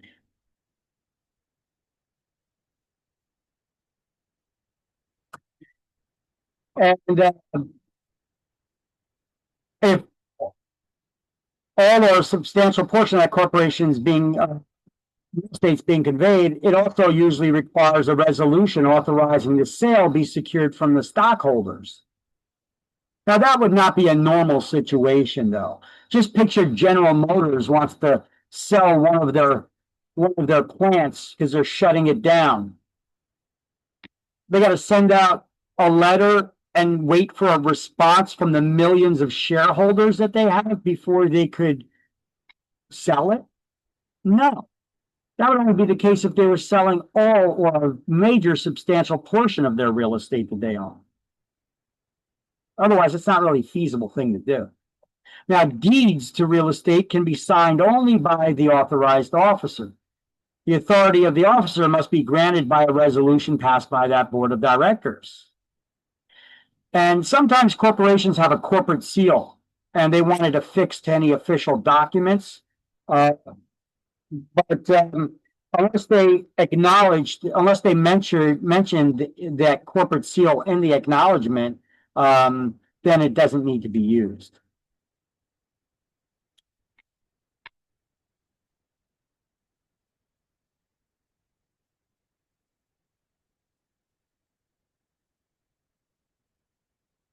All right.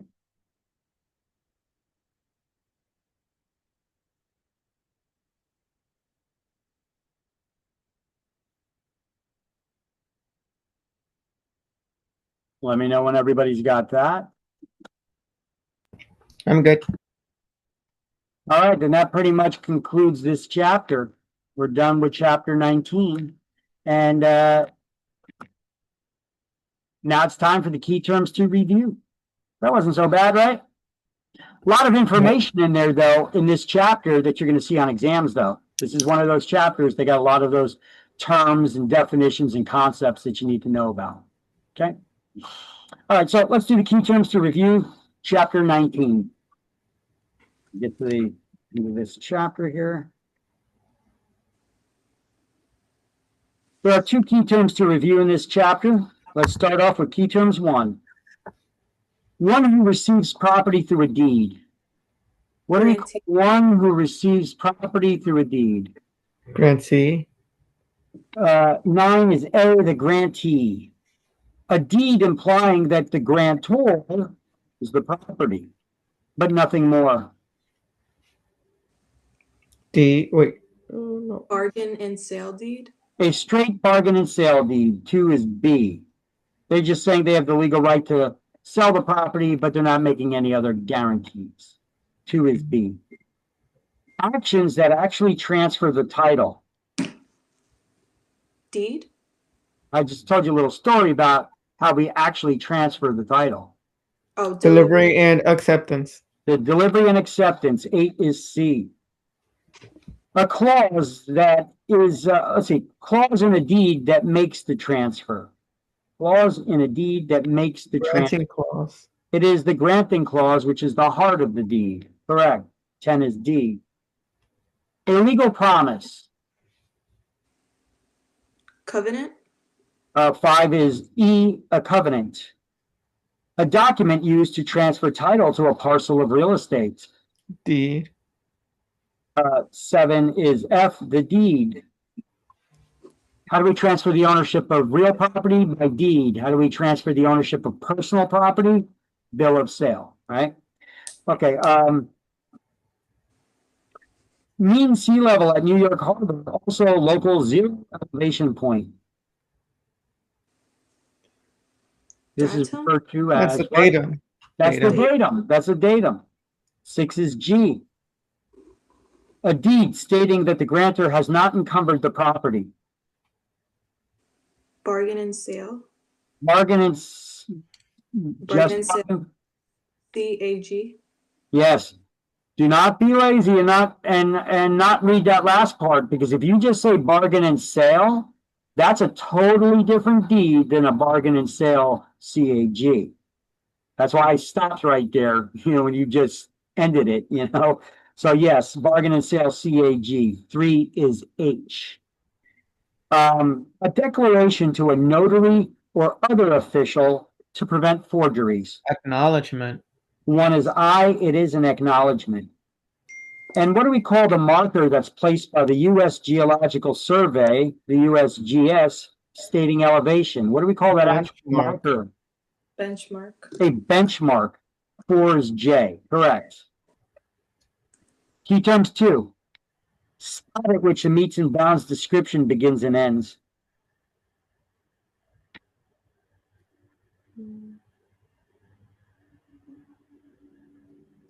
Meets and bounds.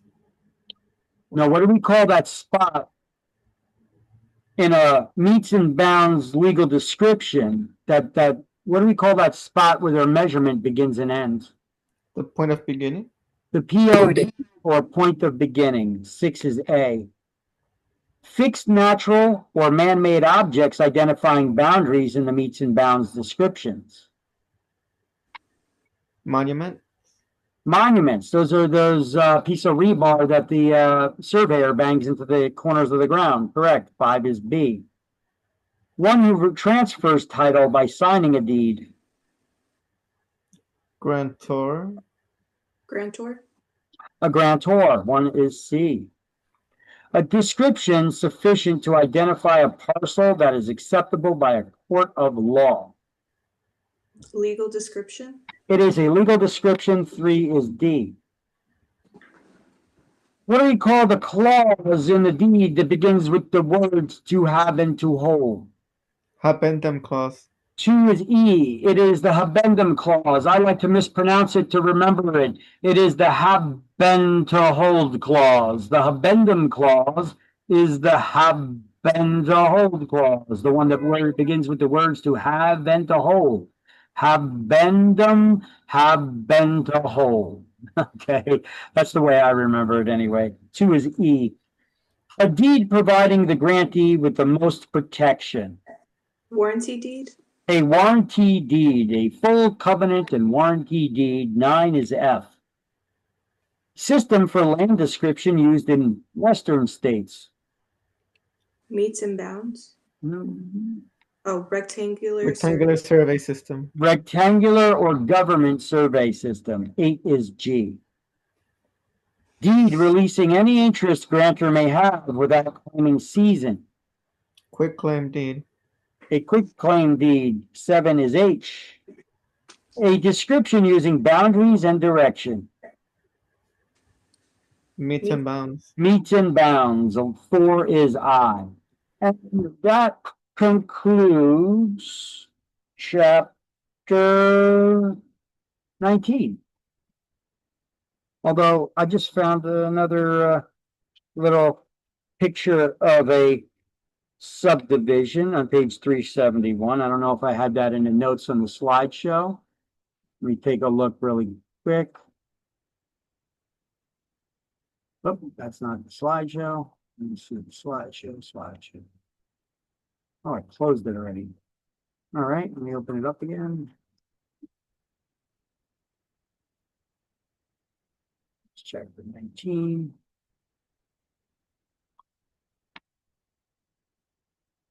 And I know we were talking earlier in the chapter, a marker somewhere about all the different places where plat maps were listed. There we go.